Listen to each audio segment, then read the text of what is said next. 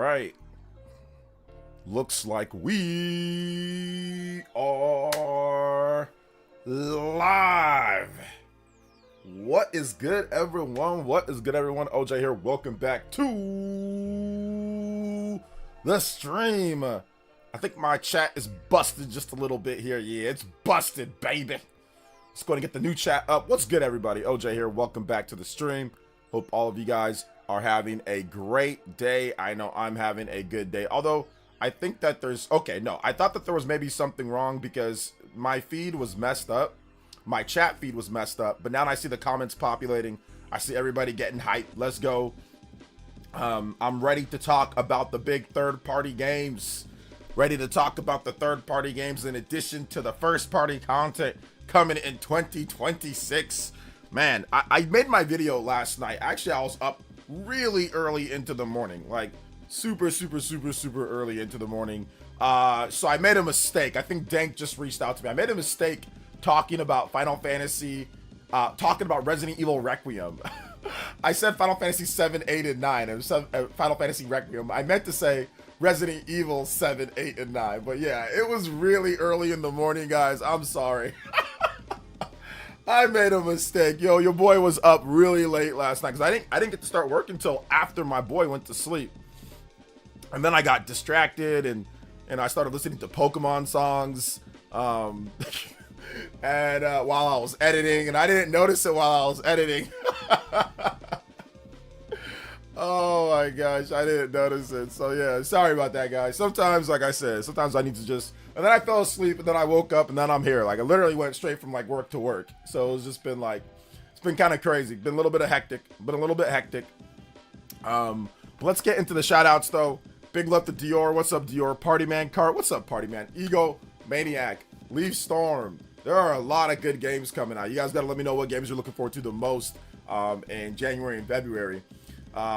General Zamora. What's up, General Zamora? Welcome. What is good? What is good? Leaf Storm. On my games thing, I had like 601 hours for year in review. Half the year. I plan to double that or more this year with all the games coming. Yeah. Yo, Justin with the... Let's go. Lucky 7. My vacation has started. Also, a random stream of yours popped up in my recommendation. You talked about seeing a girl who looked like a barracuda. Lol. Yo, Justin, send me the stream. I do not remember talking about a girl that looked like a barracuda. I haven't said the word barracuda in like forever, or in like, I don't remember the last time I said the word barracuda. I don't even remember the last time. I think the last time that I said the word barracuda was in that stream, or outside of right now, was in that stream. I have not thought about that word. Yo, send me that stream. I gotta watch it. That's my problem, bro. I've done so many streams. People like, yo, OJ, remember when you said this one thing in the stream, and it'd be like the most random thing. It won't be like an OJ's Bizarre Adventure story time. It'd be like a random thing that I said like 4 years ago, and I'm like, no, I don't remember, but send me the stream so I can laugh, you know? Oh my gosh, there's been so many streams over the last... I mean, you got to think about it. I mean, almost every day, not every day, but obviously a lot of streams over the course of the past... Since the Switch 1 started, really. Man, it's been like 7-8 years of consistent streams plus. So, yeah, man, it's all good. Shout out to Justin with the $7.77. First Ninja Blood Hokage Elite Ninja. Anybody does $7.77, you can tie up or pass up Justin on the board. Also, guys, I won't be able to stream the full 3 hours. I'll be able to get a lot of it just because my wife has to go somewhere right before the 3 hours. So we will get a lot of it in, but get your music request in. So if you drop a dono, get a music request in, video game track, and I'll play it. Justin, if you want something, let me know. I can play some Barracuda music. No, I don't know if I can play Barracuda music. Shout outs to Justin, man. I appreciate that. Big love. Oh my gosh, that's crazy. January, Final Fantasy VII Remake. February, Dragon Quest, Resident Evil 9. Ease 10. Proud Nordics. Not just a Nordic, a proud Nordic. That's very different than just a regular Nordic. You know what I'm saying? Very different from a regular Nordic. Oh, well, didn't catch... Yeah, you know what? A lot of people didn't catch it. Dank caught it. I think people will definitely catch it. Like, if you're listening, because I'm talking about Resident Evil, then I say Final Fantasy. So, I don't think it was too hard to catch. But it's like, if you're not paying attention, then you're not just not paying attention. Like if you're not really focused and honed in, you're like, oh, okay. Because I was just talking about Final Fantasy, like the article before, or like the topic before. So you might just be like just chilling and like, huh? Okay, wait, whatever, yeah. Maybe he just is like looking forward to Final Fantasy and looking forward to Resident Evil Requiem, you know? Which I am, so it makes sense there. I would love to see Shadows of Mordor on Switch too.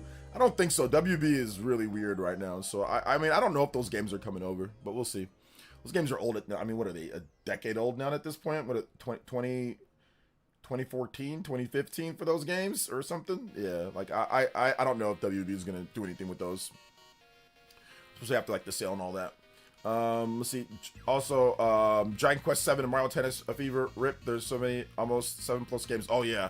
Yeah, Mario Tennis Fever is like, that's like, oh man, just like another game, you know, to add to the pile of all sorts of cool games coming out.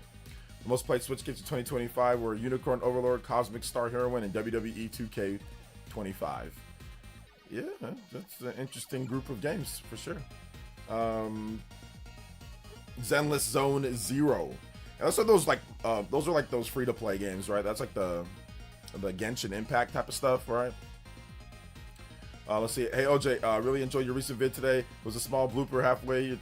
Yeah, I know. I just talked about that, JV. I literally just talked about that. So, yeah, small little. I mixed up the games, which is my fault. Like I said, I was up really late last night / early this morning. So, my bad.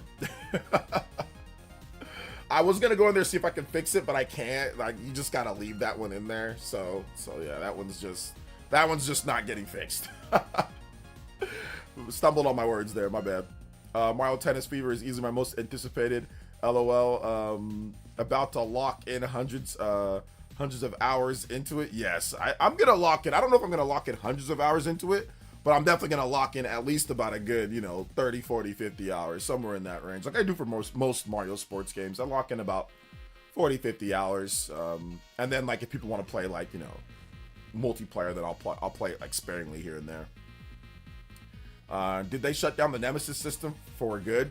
No, they didn't shut it down for good. It's just WB's going through all sorts of stuff right now because of the sale and all that. So I just don't expect to see the game anytime soon.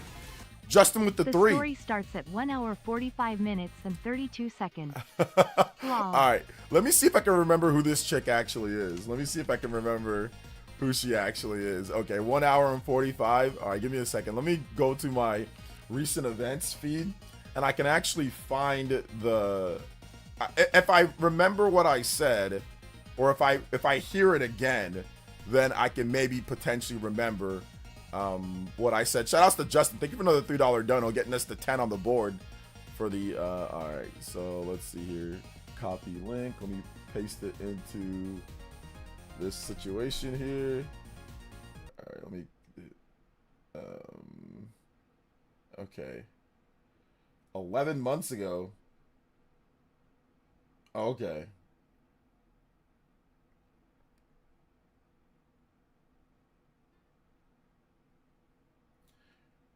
One hour 45.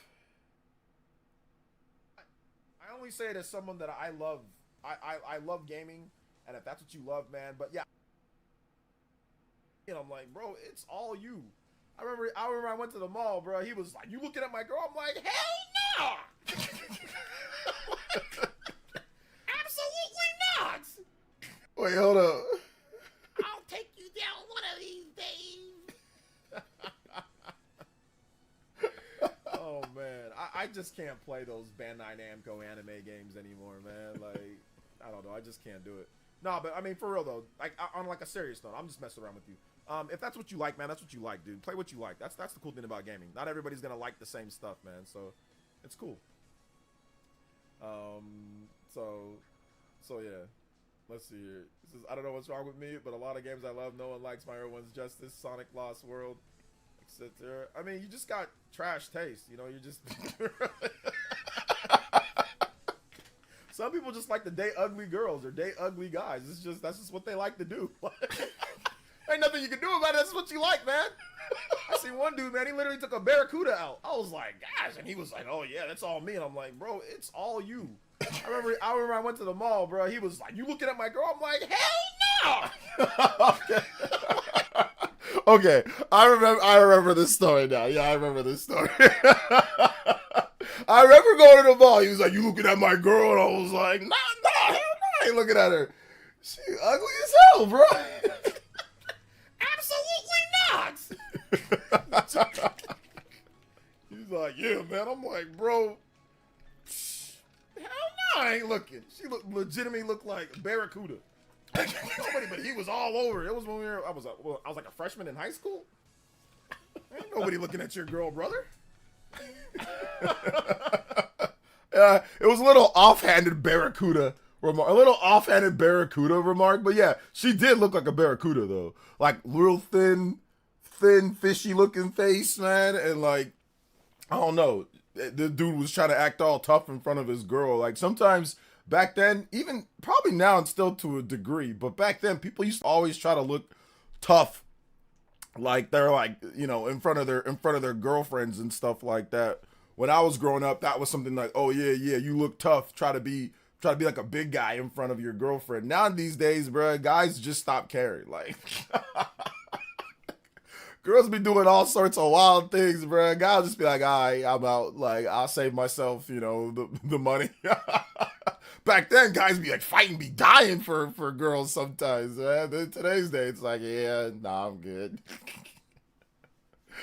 Guys be acting like Cleveland when Cleveland got cheated on from like Loretta. You know what I'm saying? Nah, I just can't do this right now. I can't be mad. I can't be mad. Quagmire's my friend. Like, now that this one is just like, yeah, whatever.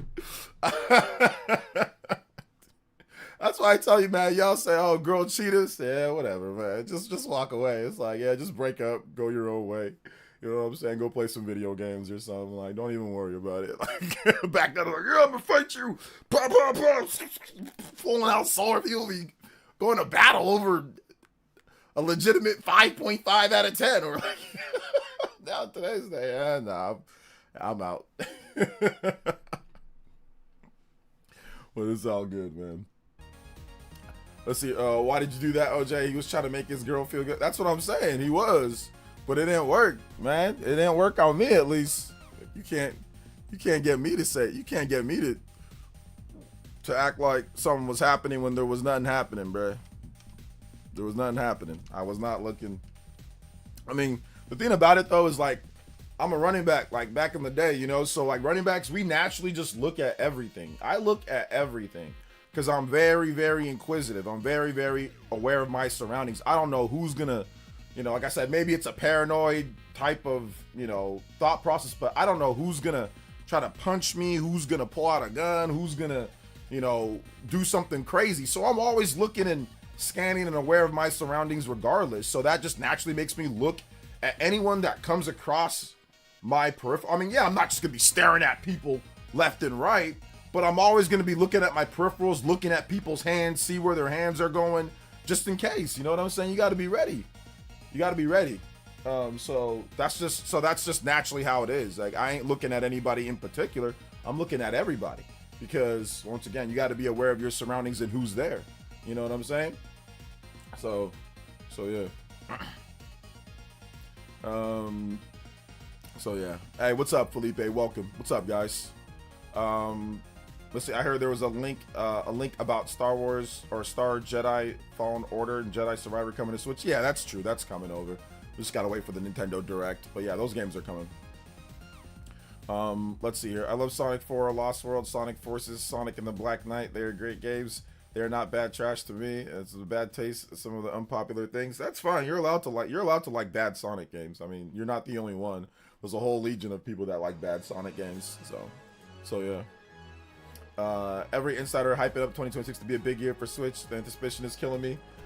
You know, this is something that's like, you know, I've been through this, you know, so I'm like, yeah, I'm excited.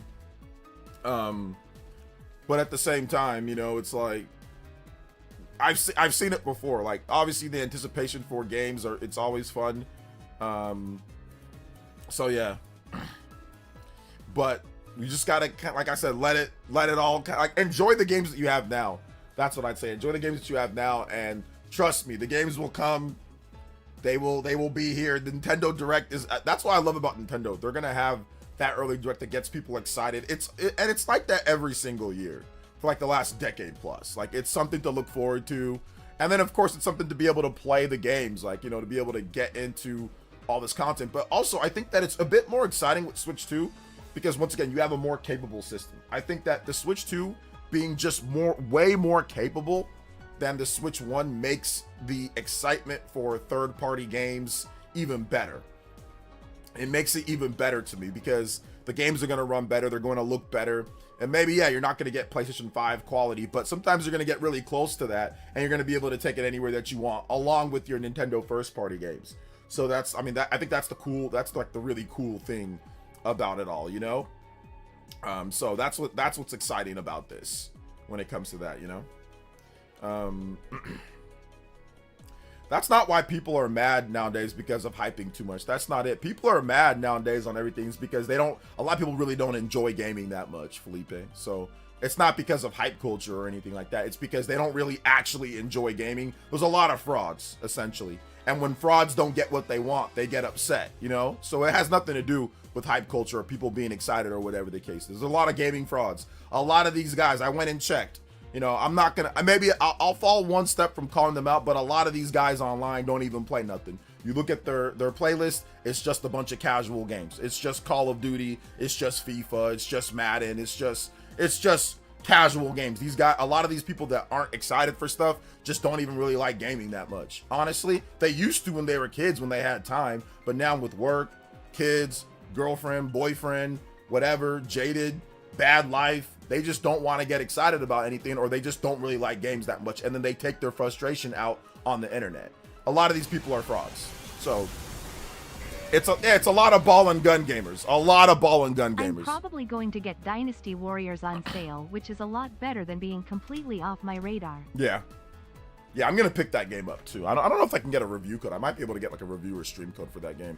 Shout out to Justin. Justin running the stream right now. 13 on the board. Thank you so much, Justin. 2 away from a combo breaker. Yeah, it's a bunch of ball and gun gamers.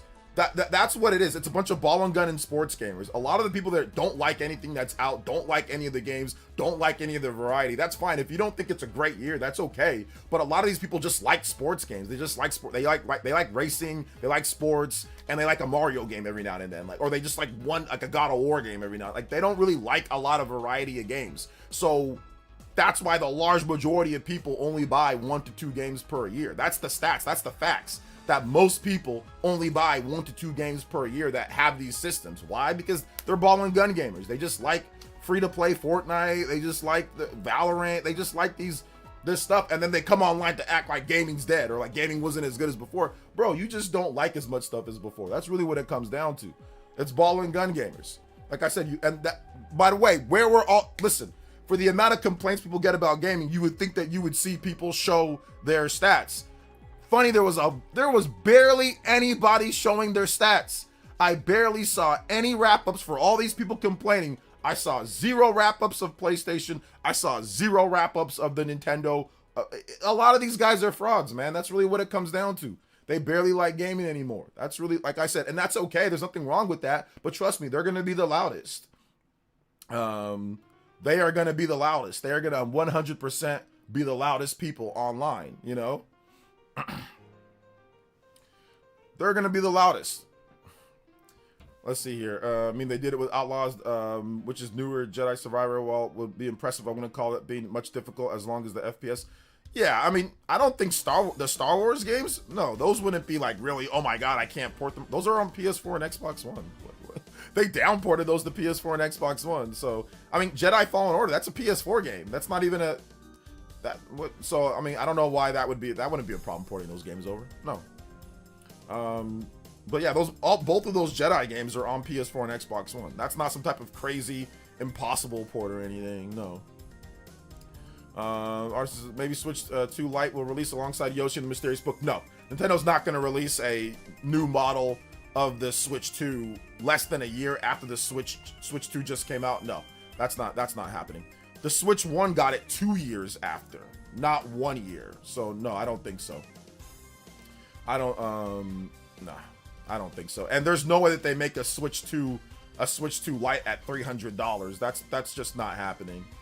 So no, Artisan. I hate to burst the bubble, but Nintendo's not launching a Switch Lite in like 3 or 4 months for $300, or Switch 2 Lite for $300 in 3 months. That's not happening. No. Let's see here. Deca Police and Shenmue 3 are my games this year. I'm looking forward to Deca Police. Because I play Nintendo's, they have fun games, but like I said, I have a lack of time. Yeah, lack of time. Lack of time is for like a lot of people, bro. Shout outs to Huddy with the 56 months. Says, insane thing is this era is that gaming has so much fire software. Back in the day, we'd be lucky to have a handful of incredible games annually. Sky's Music, I got you, fam. Yeah. I mean, but like I said, I get it, but the problem that I have is that a lot of these ball and gun gamers, a lot of these people that barely like gaming, they want to be the loudest to talk. They don't play anything. Like I said, they only play football and soccer games and barely anything. So, like I said, because I still have not seen a lot of these content creators, they did not show any wrap-ups. Once again, if I'm wrong, but a lot of the loudest mouth content creators, the everything sucks with X, Y, and Z content creators, a lot of them did not show, and I went and checked, and a lot of them aren't showing what they played. We all know that they ain't playing nothing. They're just watching Netflix, they're just playing ball and gun games, playing free-to-play games, and that's it. That's really what it comes down to. So these people's opinions, in my opinion, these people's opinions, I'm not taking them very seriously. They're not trying out anything to see if they like it, you know? Back in the day when I was a kid, you used to try out games to see if you like it. You used to say, oh, okay, I'm gonna try this out. If you can't find anything, you're like, okay, let me rent this game or let me try this game out. These people aren't even trying enough. They're not showing, because if they showed their wrap-ups, it showed like they only tried 10 to 15 games. They barely put 60, 70 hours into it the whole year. It's fraudulent. That's the thing. It's very fraudulent. That's the reason why, bro. That's the reason why. So, Sky's Music. Skies of Arcadia.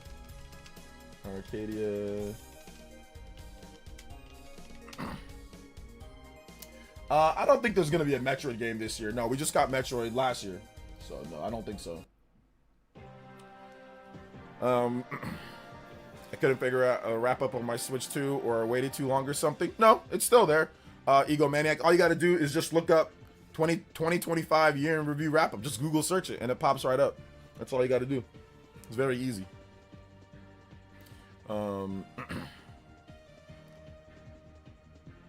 Let's see here. Figure out what you enjoy playing. Stop listening to what people are saying. Felipe, is pretty simple. People say 360 era is the best. Do you agree, OJ? 360 era is the best. 360 era is good. 7th generation's good, but I don't agree. I mean, the best. I don't know if I agree if it's the best, but it's definitely a good. It's an okay era. It's a good era. It's not bad.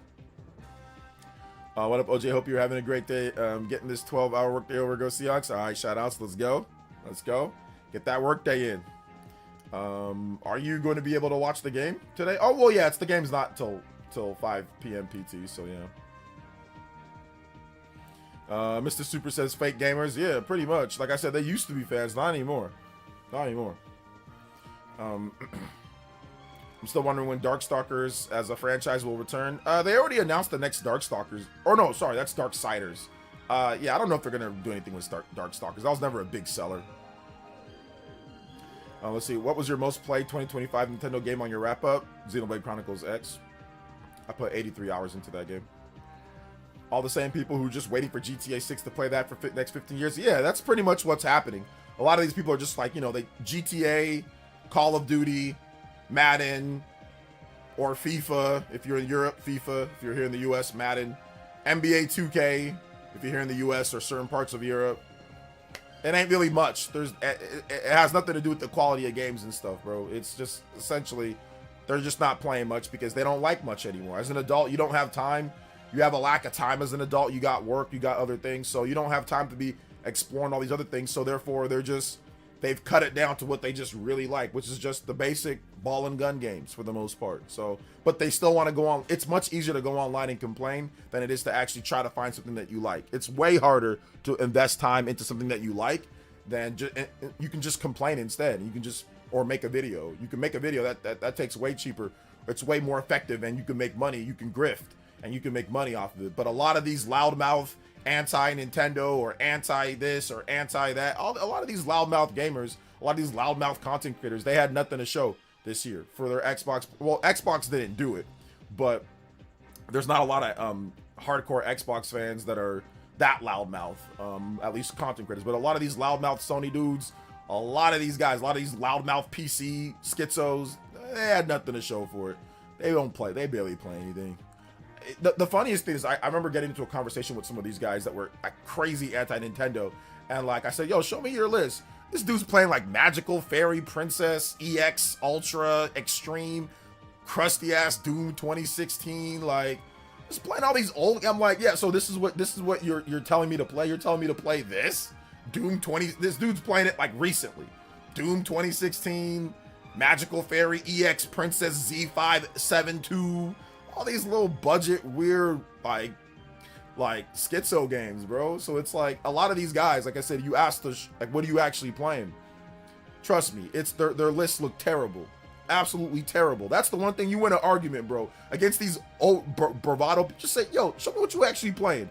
And all of a sudden it starts turning into excuses, or they start showing off stuff that they played in the past and not what they're playing currently. It starts getting real spooky. That's all you got to do. Trust me. Most of them are, like I said, most of these guys online that talk too much, that's what they are. Trust me. They're just all talk. They're a lot of them are frauds. A lot. 70 to 80% of them are frauds. Let's see here. Star Wars Outlaws had a lot of issues when it came out, but it got better with updates. Switch 2 version is really good. Yeah, I played it. I played the Switch 2 version of Star Wars Outlaws. It's okay. You think EA Sports gets better in the future now that they're going private? No. They're just gonna use AI way more. That's all they're gonna do.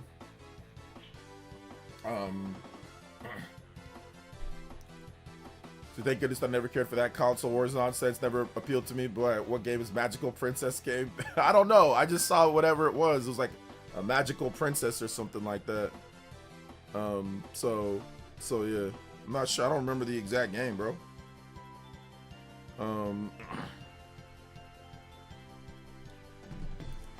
You see my comment? Just said, you think an opinion or fact some movies, shows are good or some are bad? No, it's all objective. Everything's objective. Let's see here. Is that guy you debated, OJ, who couldn't cite numbers? Which, I mean, I've debated a lot of guys, so which you said couldn't cite numbers. But yeah, I did debate a guy on what's it called? On Flipping the Switches channel. And like, yeah, his out of 10 years plus of owning Steam, dude had like 70 games. In 10 years, he had like 70 games. And he was barely playing it. Like, there was nothing that he was playing that was actually new. It was just a bunch of indie, and which is fine. But like, you're over here talking sales numbers, and you're over here talking this and talking like you know gaming, and your lineup consists of demos and old PC games. Like, these type of people, bro. And like, we roasted him for it. I know Toxic came on there, and it was so funny. We were clowning him because like, this is what these people are. They want to come and debate. They want to come and talk gaming, and then their list, in 10 years of Steam, you've got 70 games. That's it? You're some type of big gamer? No, you're not. You're a tourist that used to like gaming, and then now you just want to talk. You just feel like talking online because you got an attitude, you know? So yeah, I think that's the situation there, man. 70 games in 10 years. Do you guys want to know how many games I have, how many games I've played in 10 years? And Steam's his main platform. He's not a console gamer. You guys want to know how many games I've played in 10 years? You want to know how many games I've purchased in 10 years? That's the difference between a fraud, a clout-chasing fraud, and somebody who actually loves, knows the business, wants to know about gaming. I'm going to be playing a ton of games all the time. Like last year, I played 63 games on the Switch and Switch, just the Switch and Switch 2 itself, not even counting PlayStation or Xbox or anything else, because I did play games on PS5 last year with like Player Obscure and games like that, and like Assassin's Creed Shadows. Not even counting that, I played just 63 games by itself in terms of that. Just last year. Dude had 70 games for 10 years on Steam, you know? So it's like, that's my problem, is that if you're not playing games, if you're not constantly playing games, or if you're not constantly understanding or knowing games, that's fine. You don't have to buy. If you don't have the money to buy games, that's okay. A lot of people don't have the money to buy games. If you don't have the time to buy games, that's okay. My problem is that people just go online and start talking, start arguing, and want to talk and like want to demand that they're better, that they know more than other people when you barely play anything. That's my only issue. I don't have a problem with being, if people are poor, you can't afford games, or if you don't want to spend your money on games, that's fine. That's actually probably a good idea. Save your money, put it into something else, whatever the case is, right? Like, I don't care. But my problem is that some of these guys want to talk the most. They want to talk business. They want to talk sales. They barely play. They're tourists, but they want to act like they're analysts, you know? So that's my only issue. That's my only issue with those type of people. Let's see here. No, in order to be good at gaming, in order to be good at talking about games, you need to know games. If you're not playing games, you're just talking about them, then your opinion it's not as valid, because you're not actually playing and experiencing what these games do. You can't talk on an intellectual level about a variety of different games if you're not playing anything. That's like somebody who just wants to talk about the X's and O's of football, but doesn't actually watch a lot of football. Why are you trying to talk? Why are you trying to argue? Why are you trying to debate? No, that's called being a fraud. That is literally being fraudulent. If you're not playing games and understanding how games work, how can you talk about games and debate and argue games? That doesn't make any sense. You got to actually play them. If you want to be an expert in a field, you got to actually know the field. Imagine a doctor. Would you want to be operated on someone who didn't practice medicine, who doesn't have any experience, who didn't work at school, didn't do all that, but all of a sudden you want them to operate on you? Or do you want somebody who knows what they're doing? Like, you don't want a tourist in any type of spot when it comes to analytics or when it comes to discussing things. You don't want a tourist. Now, listen, if you're a tourist, then you're a tourist. That's fine, but don't proclaim to be an expert when you're a tourist. Don't proclaim like you know more when you don't. That's it. You know? That's all I'm trying to say. I'm not trying to say that people aren't allowed to talk about video games if they don't play a lot. That's fine. You can talk about whatever you want, but a tourist is a tourist, and it showed. It definitely showed. Once again, and a lot of these people, they're opportunistic. It's not even about whatever. They just see that, oh, I can go against the grain. I can say something controversial. I can get attention. That's really all it is. Because once again, still to this point, that same guy who was talking about Nintendo sales, he still has no think pieces, no sales articles on anybody else. He's not a Nintendo fan, but he wants to talk about Nintendo sales. He's not a fan of them. He doesn't buy their systems. He doesn't buy their games anymore. He doesn't do that, but he wants to talk about their sales. He's written nothing on PlayStation. He's written nothing on Xbox. He's written nothing on Steam or portable. It's just Nintendo. So these are the type of people that I'm talking about. They're just opportunistic clout chasers. They're not actually looking to have analytical discussion about the video game industry or about the sales. They're just looking to, oh, I can clickbait Nintendo, so I'm gonna do that. You know, like, so these type of people should not be taken seriously. Like, none of them should be taken, not a single one of them should be taken seriously. If you want to talk about sales, then you should talk about it all around, not just what you think is going to get you attention. Like, especially if you're not even a fan of them in the first place, you know? Shout outs to Justin with the $3 dono. Let's go. I think after the April Direct, I back away a little bit from X and other social media platforms. After Legend CA came out, I really back away. Lol. Yeah, I think you should back away after Pokemon Day. Unless, if that doesn't go well, that might be a time to just back away, right? And shout outs to, by the way, Justin carrying the stream here, 16 on the board, getting us to our first overclock combo break by himself. Hey, yo, let's go. Let's get Noah 15-minute extension. Overclock Buster! Shout outs, thank you so much, man. I appreciate that. OJ, maybe it's like sports. They like watching and talking about it, but they don't play it. It's just a hobby. Once again, Felipe, listen to what I'm saying, okay? So what I want you to do, Felipe, I want you to shut up for just 2 seconds. Stop talking and listen. Listen to what I said. I literally addressed that. If you want to be a sports analyst, you need to watch. I'm not saying that you need to play all the time. That's different. If you want to be an analyst and talk the X's and O's of sports, hardcore or debate, right? So if you want to go on First Take, or if you want to go on, Gil's Arena, you need to be knowledgeable about the sport. You need to actually watch it. So if you want to be an analyst, then you need to watch it. If you want to be a player and talk about playing, then you need to play a lot. So if you're talking about somebody that just likes to watch, just talk about sports, okay, that's fine. They can talk about sports. But if they actually want to debate and talk about this person's better than this person and do debates, they need to watch a lot. If you want to talk about what team is better and why they're better and what player is better than this player, you need to watch all their games. You need to analyze their games. You need to analyze their stats, and you need to understand what's going on. Playing and watching when it comes to sports analysis and playing, those are two different things. So if you want to be an expert in analysis and talking football, you need to watch it a lot. If you want to be an expert in playing football, you need to play it a lot. You need to play consistently, or you need to really play it.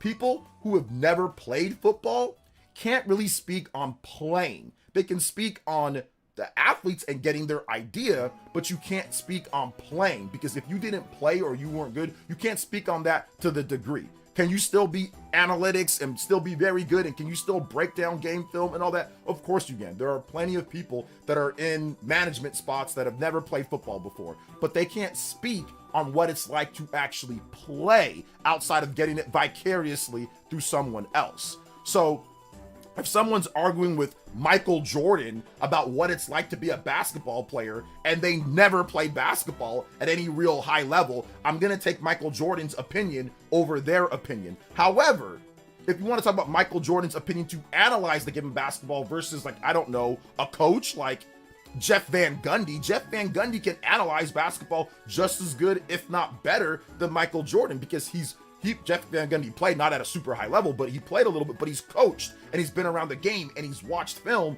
for many, many, many years, probably more than Michael Jordan. So those are two different things. You see what I'm saying?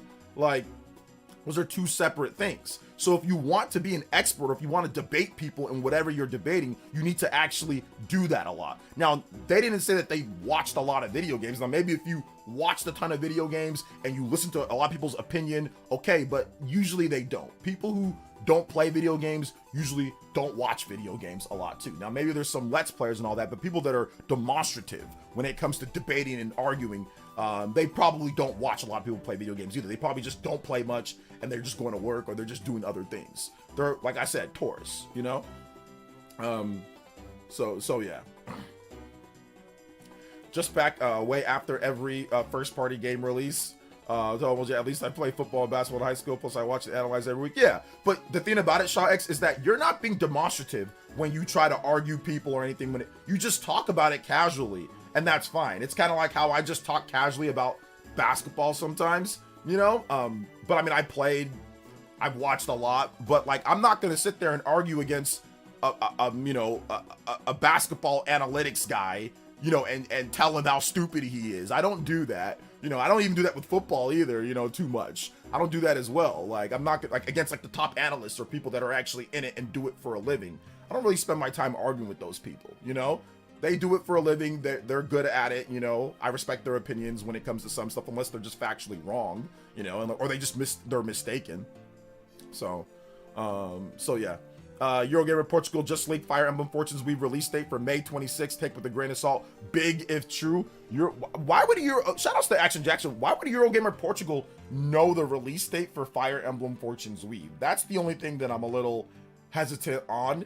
But yeah, big if true. But that wouldn't surprise me. Fire Emblem games usually release in the first half-ish of the year. Historically, Fire Emblem games are in the first number of months, of the year, with the exception of Fire Emblem Three Houses. But Three Houses was delayed a couple times. It was delayed. It was supposed to be spring, like May-ish, but then it was delayed to summer because they needed more time. So I wouldn't be surprised if it was like May or something like that, because that's usually the slot for Fire Emblem first number of months. Like what was it? Fire Emblem Echo Shadows of Valentia was the first number of months. Fire Emblem Awakening, they're usually that. So let's see here. I'll argue with Stephen A. Smith about basketball, though. I will not argue with Stephen A. Smith about basketball, to be honest. I won't. I think I'll shut up. Like I told Felipe, just shut up and listen. I'll shut up and listen. You know, when it comes to stuff like that.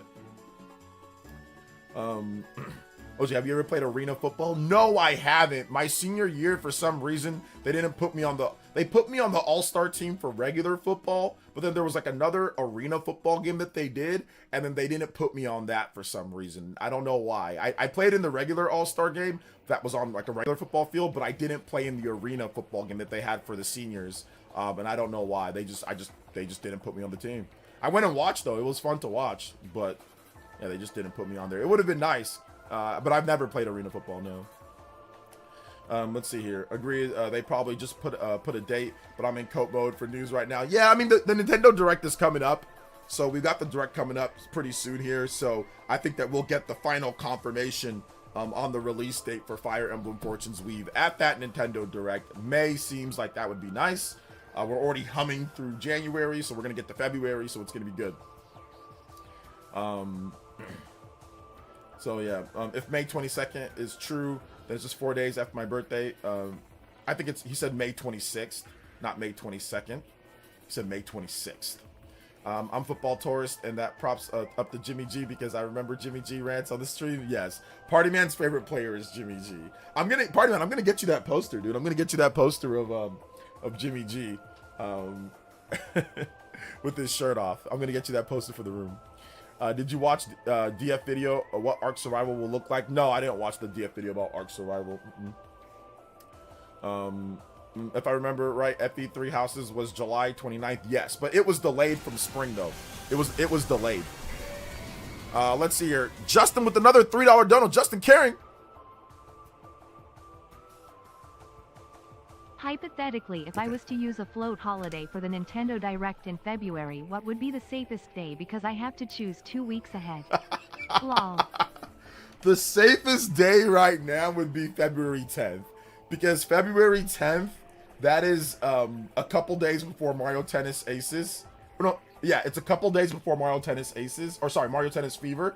February 10th, it's coming out Thursday, and I wouldn't be surprised if Nintendo, it's either going to be, you can do February 3rd, you can do February 10th, you can do, or Thursdays, you can do February 5th, I don't think it'll be the day of Mario Tennis Fever, so I would say February 3rd, February 5th, February 10th, February 17th, February 19th, it's like Tuesdays and Thursdays are usually like the days, but it's hard to, right now the rumor is February 10th, so that's the safest bet right now, that's the safest bet right now, but you never know with Nintendo, guys. Every time people say it's going to be this day, it ends up being a different day there, except for like Nate the Hate, so I don't know, we have to, maybe, I'll do some digging, let me see if I can get somebody to squeal on the release, on the date for the Direct, coming up here.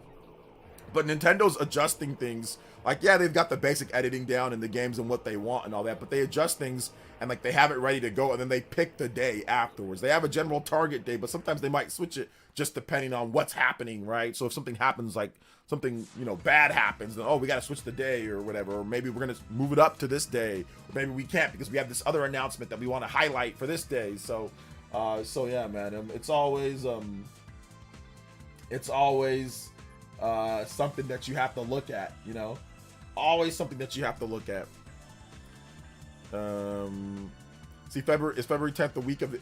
I don't know when the Olympics are, but I don't think Nintendo's too worried about like that's like the Winter Olympics, right? I don't think Nintendo's too worried about like the Winter Olympics. They might announce a new Mario versus Sonic game. They have to put Mario's foot forward first or something. What did I read? Some stupid thing about Nintendo demanded Mario's foot be forward. That's probably not true. Probably just exaggeration. Agreed, probably just the date, but I'm yeah. I hope it is that day. I think that'd be a great day. Let's say I really hope open up on Monolith Soft and we get that September game. We'll see about Monolith Soft, man. I'm looking forward to that as well. Hey, what's up, Rags? Welcome to the stream. Rags the Richest. What's up, the Great Wah? Just watching the Spawncast. Yeah, I saw the Spawncast was live earlier. I was watching a little bit of it. I wanted to go on, but I was in bed. I was tired. I was sleeping. So my sister woke me up today, and then I saw that they were on, so I watched it for a little bit after I got off the phone with my sister. But yeah, I didn't have enough time to kind of get on there, so I was like, I'm just gonna get my stream going. My wife, she needs to go somewhere by 2 o'clock, so I was like, okay, I need to get my stream, wrapped up and done for today. Let me get that. Let me talk to you guys before the NFL games start.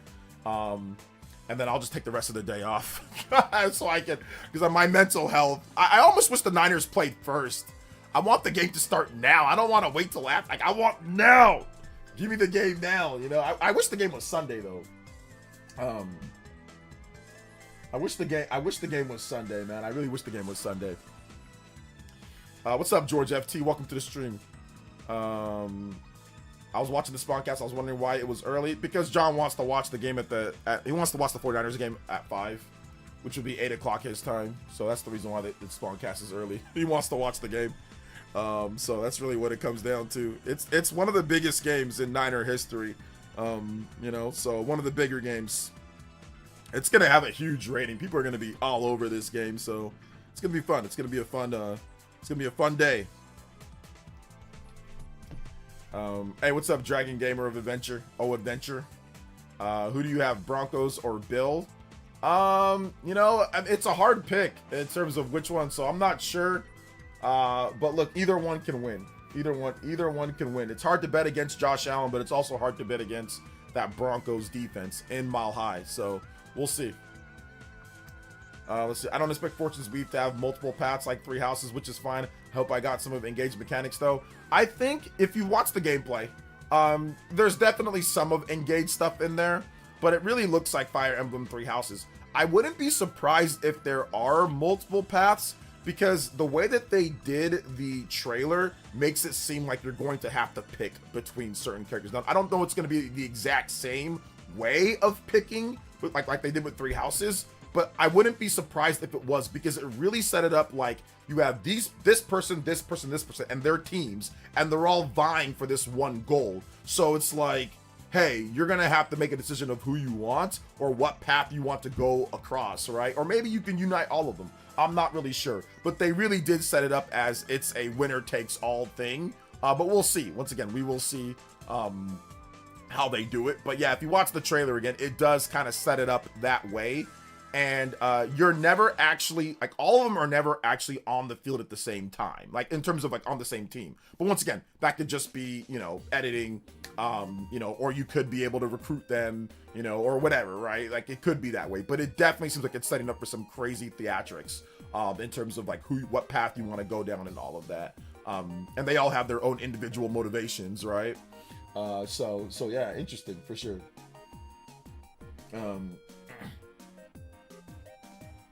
Let's see. Dust Golem said Code Veronica remake this year and Resident Evil 5 remake another year. Resident Evil 5 remake seems likely because the Sheva's voice actor, she started teasing something, so I'm guessing she went back in to re-record some lines or something like that. And I have not heard of her since Resident Evil 5, which was, you know, 20 years ago now at this point. What was that, 2009? Going on, what was that, 17 years ago? So yeah. I would not be surprised if Resident Evil 5 remake seems likely. And I would like a remake of that game. It's a bit crusty. I'd definitely like a remake of that game. I think it'd be fun. Shout out to the Great Juan. The Deluxe Gangsta, what's up, man? Robinson balled out last game. Hopefully he catches fire again. Hate Kittle got hurt. Yeah. Unfortunate about Kittle, but they got use check. They've got Tonjes. They've got some good guys. You know, Kittle was hurt in the game against the Seahawks. He hurt his hamstring. He didn't play that whole game, and they won the game. Tonjes actually grabbed the touchdown catch to win that game. So they can beat Seattle. I mean, when he played, they didn't beat Seattle. So I think they can actually beat Seattle without him. I think they can win the Super Bowl, but they have to get past them, and it's not going to be easy. Seattle could easily win this game. I mean, Seattle could really put a whooping on them. So we'll have to wait and see. What's up, Style Boys? Welcome. I'll ship that Jimmy G poster back to you. No, I'm gonna ship it to you. You talk about Jimmy G all the time. You need to realize that you like Jimmy G, and that's okay. There's nothing wrong with liking Jimmy G. A lot of people like him. He's a likable guy. You know what I'm saying? Seems like Nintendo has a marketing deal with RE9. What a time to be alive. Yeah, they definitely have a marketing deal, a little bit of a marketing deal because of the controller, the amiibo. I mean, there's like millions of dollars at stake here. So yeah, they definitely do. Pokemon Legends ZA, you're playing? Nice, let's go. So yeah, good stuff. I hope Robinson does play good again. But yeah, I mean, hopefully we'll see what Purcell does too. Looks like Purcell's back, so we'll see how he plays in the game as well. Hopefully he plays really good. I'm hoping he does good. I'm hoping he can play and he could be effective. He didn't play in the last game. So yeah. He did not play in the last game, so he's playing this time. So we'll see what happens. We will see what happens.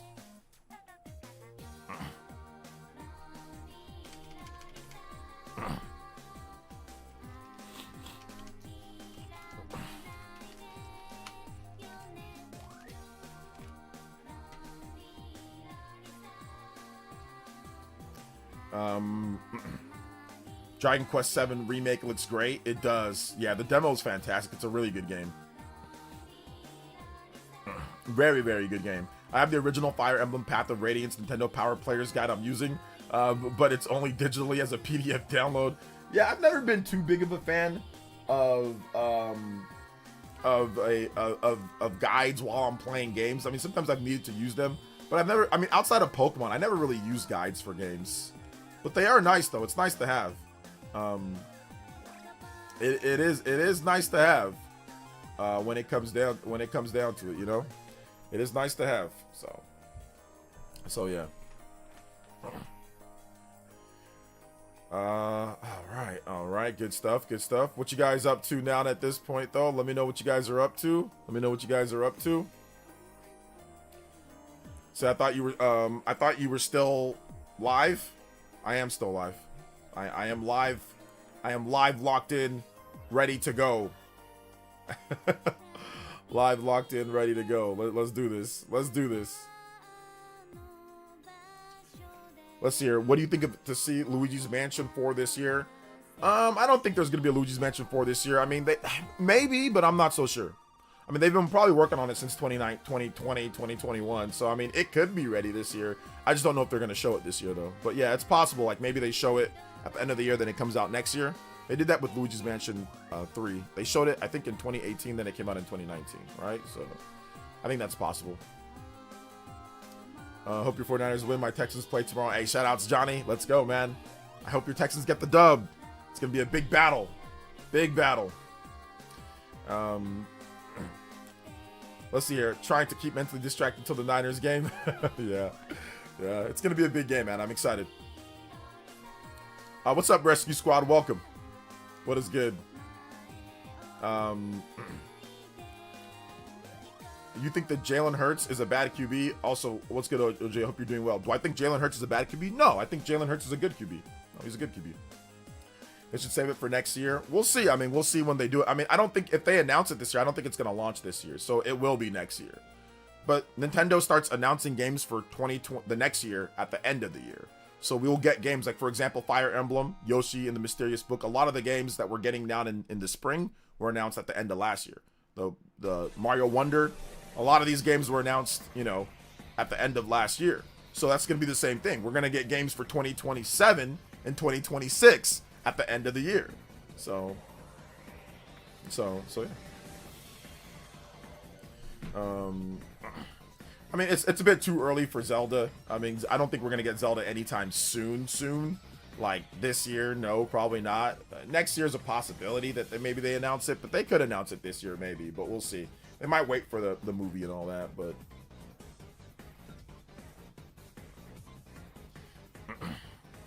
So, yeah. Do people really want Call of Duty on Switch 2? Of course people want Call of Duty on Switch 2. Why wouldn't they? Nintendo wants to release a big game besides Pokemon and Luigi's Mansion is probably what they have. I think 3D Mario, but Luigi's Mansion, I mean, that could be it. That's obviously a big game. But I'm guessing 3D Mario. I'm guessing 3D Mario has actually been in development longer than Luigi's Mansion. In my opinion, I think that they were working on Donkey Kong Bonanza and 3D Mario at the same time. They got a team that's big enough to do both.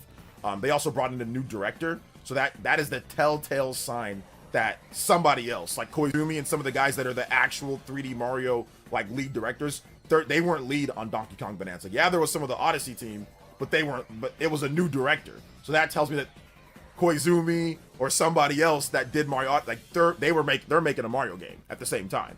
So I wouldn't be surprised if 3D Mario's next and then Luigi's Mansion's after that, because Luigi's Mansion came out in 2019. Mario Odyssey came out in 2017. So yeah.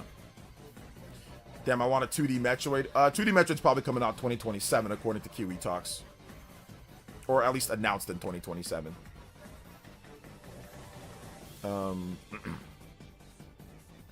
So yeah. I want to know what you think is factor opinion on some movies. There is no such thing as factor opinion outside of just the actual factor opinion, Sean. So it's subjective in terms of what movies are good or bad or all that. Subjective. Justin with another $3 dono. Let's go. Shout out to Justin. I'm so excited for this vacation. It's actually the first time I have a whole week off with the Switch 2 since the launch. Oh. I have so many games I'm going to play. Oh, nice, nice. What about you? Are you going anywhere with your wife? Are you guys gonna do anything, or are you guys just gonna hang out, play video games and stuff, and chill? Yeah, I don't think we're gonna get a new Mario Maker anytime soon. Luigi's Mansion might be a better fit for 2027. I think Luigi's Mansion is 2027. But I mean, it could be this year. It could be, but I'm more guessing that it's going to be 3D Mario and Pokemon this year for the big heavy hitters at the end of the year. But there could be, I mean, I'm guessing they're going to have one more game too. Like, I think that there also could be, you know, something else that they have as well. I mean, look how popular Fortnite and Apex Legends is on Switch 2. Switch 1, I absolutely believe that people want Call of Duty Warzone. Yeah, people want Call of Duty everywhere. People like Call of Duty, so yeah. Can you do Smash? Can you do Smash? Can Nintendo do Smash? I don't know about this year. Could they tease it or announce it? Sure. I mean, Nintendo doesn't like to wait too long before Smash Brothers is announced. So I wouldn't be surprised if Smash Brothers is announced at some point this year. I think some of this stuff might be dependent on, like I said, variable factors that are out of what we normally see. So, yo, shout outs to Roger E. Yo, first dono outside of Justin. Let's go. Justin with the 22 combo, but then here comes Roger E. Says, no. Justin, let me get in on the action. Yo, thank you for the $2 dono. Yo, happy Saturday, all. Yes, sir. Yes, sir. Thank you so much. Roger E. coming through. Combo bricks. 24 on the board. 6 more combos. We got a 30-minute extension, boys and girls. So thank you, man. I appreciate that. People want the option to play the same third-party games on Switch 2 that are on all other systems. People do want that option. Absolutely. How do you feel about the 30th anniversary of Pokemon, OJ? Well, I mean, I feel old, 1. And 2, I'm looking forward to seeing what they have for us for Pokemon this year. Action says, I think Nintendo's playing 4D chess. They use Switch momentum to launch record-breaking numbers without Mario Zelda. Then they'll come in a year later with Mario. Then a year after that with Zelda. I think that's definitely likely. But I also think it's based off of development factors. So it's like Donkey Kong Bonanza was first, so you need to give it a little bit of time after that for the next 3D Mario. And then Zelda just came out in 2023, so they definitely need time to make the next Zelda game. Like, you need at least 4 to 5 years to make the next Zelda game. So that's 2027 is right around that time period. So I think it's also based off development time, you know. Let's see here. Love how you read how you read that bad grammar sentence. Whatever. I have bad grammar myself, so it doesn't matter. Have you seen indie game called Quest Master? They want to bring it to Switch. I have not seen that. I don't know what that is. Maskoff says, okay, I already read that. Shout out to Maskoff. It's all good. Do you think Nintendo will announce Zelda years early? I think they're going to announce Zelda at least a year or so early, yeah. I think at least a year, maybe 2 years early, yeah. Absolutely. Absolutely. Justin with another Fergie. Drop him. $3 dono. Steph Curry. I have 3 weeks of vacation. This one is a lazy one at home, but the next one in March me and her are going to Nintendo World for the first time. Wow, that's awesome. That's awesome. Shout outs to Caitlin. She's goated, man. Goated wife. There you go. Big love to Justin. 25 on the board. 27. We are going. 3 combos away. Guys, give me 1 second. My feet are freezing right now. Let me go get my little foot warmer thingies that I have. Give me 1 second. Goodness gracious.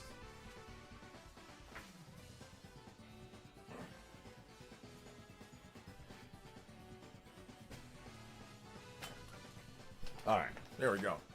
Sorry about that. Man. My feet were freezing, bruh.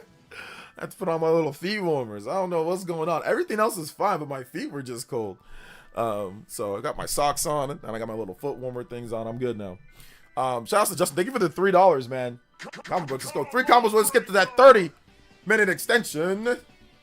Let's see. I agree it's subjective because I think bad, some people may be good. Yeah, it's subjective, Sean. Obviously, having options is a good thing. Yes, having options is always a good thing. What happened to Borderlands 4? It went MIA like Elden Ring. It's just going to be at the next Nintendo Direct, Elias. That's just... They said that they delayed it. They need to take some more time. But why announce it now? Why talk about it now when it's just going to show up at a Nintendo Direct and you can give a release date, you can get better marketing for it? So just It's the same thing as like with all other games that get delayed. They show up at Nintendo Directs, Elias. It's the same thing that we've gotten now for years. They've done that many times where they say, oh, we're going to have a game. And then, oh, we delayed it. And then it shows up at a Nintendo Direct. So that's how it always works. It's the same thing every time. Let's see here. I wonder when Orbitals will be out this year. It looks pretty ready. But I'm guessing they want to slot it in maybe in the summer. I'm thinking summer might be a good time spot for that game. So, or maybe sooner than that. Who knows? So yeah, who knows? Did anyone notice the price increase for Switch 2? It's like $600 on Amazon. I wonder what's happening. It's because of tariffs.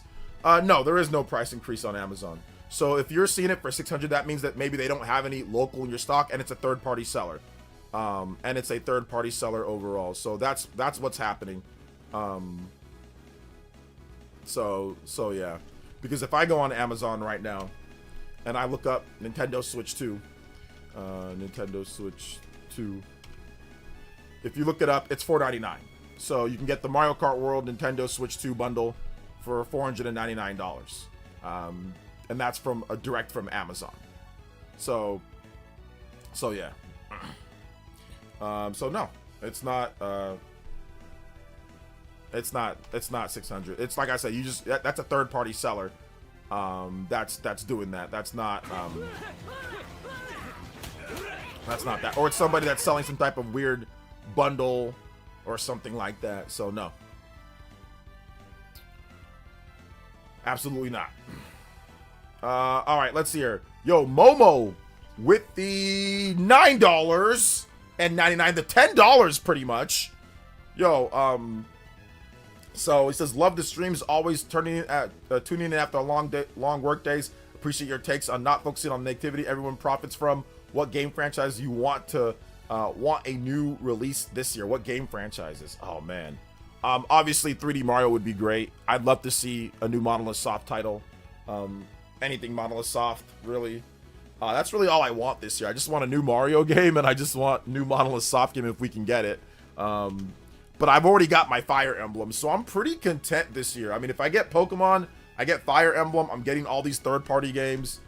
Just give me like one 3D Mario, and I'm good. Or give me one big other Nintendo game, and I'm good. I'm good for this year.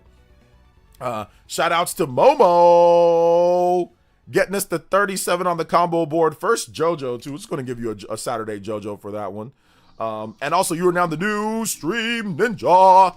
Anybody that's $9.99 or more, you can beat up my man Momo A842 on the board. Thank you so much for the $9.99, man. I appreciate that.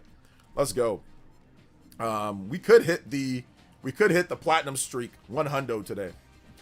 I mean, yeah, of course, like Donkey Kong playing the way that it did, like it was always going to play different from Mario because they were just experimenting with different ideas. So it was always going to be a different type of game, regardless of what it turned into. Whatever Donkey Kong turned into, whatever that game, it could have been a Mario game, but it was going to play different regardless, you know, because they were testing out different ideas, like with the voxel. They were just brainstorming ideas, and then they said, oh, Donkey Kong would be good with this, because originally they showed the prototype footage. It was just a Goomba with two big arms punching things, and they were just testing out, hey, this looks kind of fun, let's just test out this gameplay idea. But then it kind of evolved and they're like, oh, you know what character would be good for this? Donkey Kong, because he's really strong. And then it took shape from there, you know. So Nintendo, they don't, like, a lot of developers, they say, oh, we want this type of IP, and then they make a game around that. Nintendo, they say, hey, we want this type of gameplay, and then they pick a character from there, whether it's going to be a new IP or something. So Nintendo kind of works backwards than other developers. A lot of developers are, oh, I want this cool character, I want this type of game, you know. Nintendo's like, hey, we're gonna find this gameplay idea, and then we'll adapt it to a character that we think would be good, or we'll create a new character for the game, you know. So that's kind of how Nintendo works with their games. So it wasn't Donkey Kong from the beginning. It was a Mario game, or it wasn't even a Mario game. It was just a thing. Super Mario Odyssey has like this voxel system where you can like dig and like little voxels, like pixel things that you can punch and all that, like the Luncheon Kingdom, right? So they were just playing around with ideas that they thought that would be fun, and it just evolved into Donkey Kong. Not that they were trying to do a Donkey Kong game and say, hey, we're gonna make it different from Mario, you know. I mean, it was always gonna be different. That game could have been, I don't know, it could have been anything, any strong character that Nintendo has. That could have been any game. That could have been a King K. Rool simulator. You know what I'm saying? Or it could have been that's still Donkey Kong, but you guys know what I'm saying, right? It could have been anything. When it comes down to that, I mean, they could have maybe made that into a Bowser game where that's just Bowser punching everything and being super strong. So yeah, that's kind of how it evolved. Shout outs though. Thank you so much, Momo. I appreciate it. I mean, listen, guys, listen. It's not in my DNA to be a grifter. It's not in my DNA to sit there and lie and manipulate for money for you guys. We'll do it the right way. We're going to talk about the games the right way. We're going to criticize when it needs to be criticized. We're going to be critical when we need to be critical. We're going to be honest all the time. We're not going to sit there and manipulate and AI slop you guys to death for a couple extra dollars. That's just not happening. You know what I'm saying? That's just not happening. That type of business model to me creates misery and pain and just being upset. Waking up and looking for articles just to be upset and to exaggerate every single day. It ain't worth the extra views. It ain't worth the extra dollar for your own personal enjoyment of video games. Like, it's honestly not worth it. I'd rather be poor and more happy covering video games than be more richer and be miserable covering video games, because that's what a lot of these grifters are. They're miserable. The extra money isn't even worth it. They just do it because they have to. They're stuck in the hamster wheel. That's what they're known for, and they can't get out, you know? But if you ask them, hey, if you could make a good amount of money or you could make a decent amount actually talking about stuff that you like and all that, and yeah, maybe your views are going to be at, 7,000, 8,000, 10,000, you're going to be, less money, but you'll be 10 times happier, they'll do it. Lucky for me, I have a little bit of a different model. I'm also an editor on the side for other people, but I have a little bit of a different model. I can stream, I can do different things like that. I don't have to clickbait, and I don't have to exaggerate and do wild grifter stuff to be successful.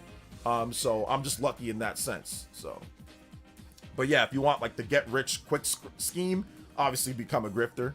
But your own personal enjoyment, it's soul sucking. It's not fun. Any of these guys that act like they're having fun coming online and being upset and being mad and angry every single day or every video, they're lying to themselves. They are lying. That is a bold-faced lie. Unless they're just miserable people, then I have pity on them. But who likes to do that with their hobby? That just seems terrible. It just seems like a terrible fate, Let's see. What's up, Superpower Man? Welcome. Nice. They didn't know about the Goomba stuff. Yeah. Nintendo talked about it. Went to GameStop today and pre-ordered Mario Tennis, 007 Pocopia, getting FF7 Remake, Chronos, The New Dawn, and my birthday, Switch 2, let's go. Hey, there you go. So hopefully that GameStop doesn't shut down before all those games come out. Switch 2 has a chance to become the greatest console of all time. 2026 Live is already got up. It does have a chance of becoming a really good console. Absolutely. Such a great point. People criticize lack of new IP for Nintendo, but they do different game ideas with familiar IP, whereas others do the same ideas but with different IP. That's what I'm saying. Like, so say, oh, we got a new IP. It's the same game that you already played before. It ain't anything new than what you've already played. Donkey Kong Bonanza is a completely new style of game. Not a new IP, but it's more new than the new IPs that come out. It's definitely more new than the new IPs, So that's the big difference. It's new gameplay ideas.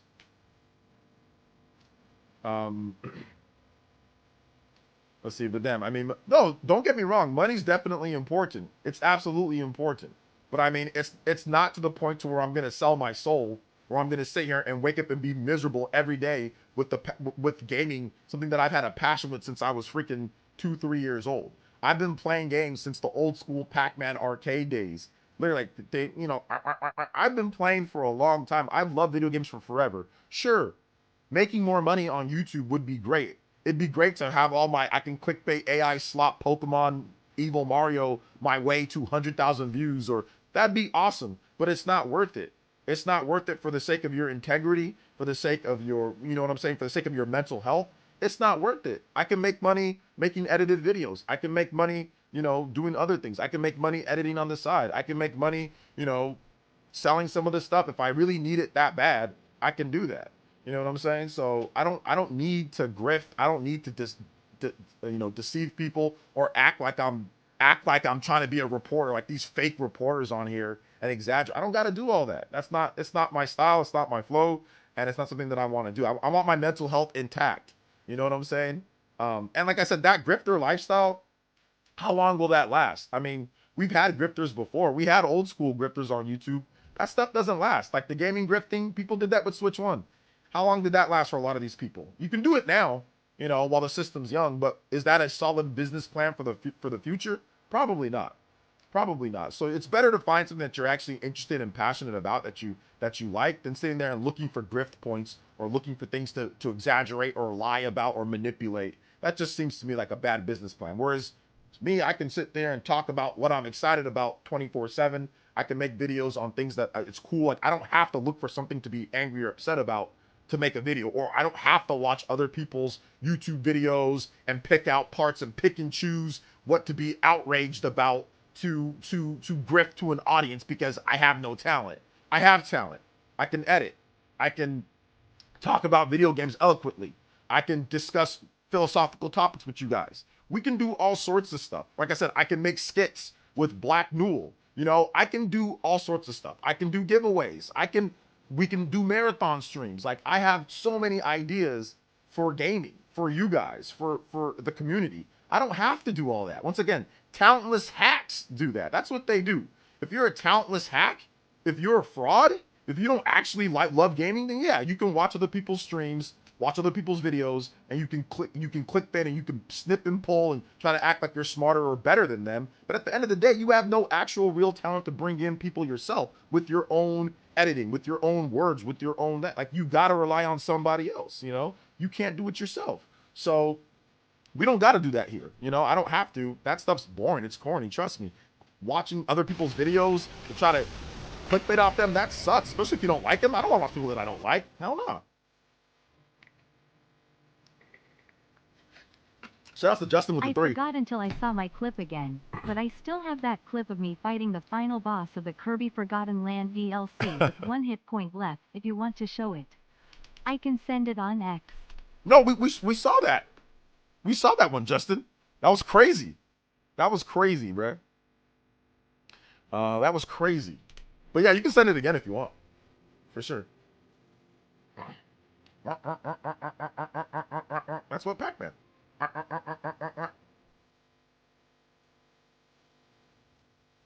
So yeah. Let's see here. You went to go see the Final Fantasy guy? Oh, Hamaguchi? Nice. Good stuff, Luncey. What's up, Big 93? Yes, sir. Big day, big day, big day. But I'm just trying to keep calm. Just trying to keep calm. Black Newell is great. Black Newell is awesome. Making a whole persona and a livelihood on the hopes that something fails is nasty work. It really is nasty work. It's nasty work. It's just a terrible, terrible mindset. And like I said, you've got to be a bum to have that mindset. Like I say, enjoy the views, enjoy it, but you've got to be a bum. By the way, the people that do that, they didn't show their games wrap up for their platforms, by the way. The people that do that on YouTube, I didn't see any of them show their games wrap up, by the way. What were they actually playing? Okay, Nintendo's the worst, or Sony's the worst, or Xbox. Okay, what were you actually playing, though?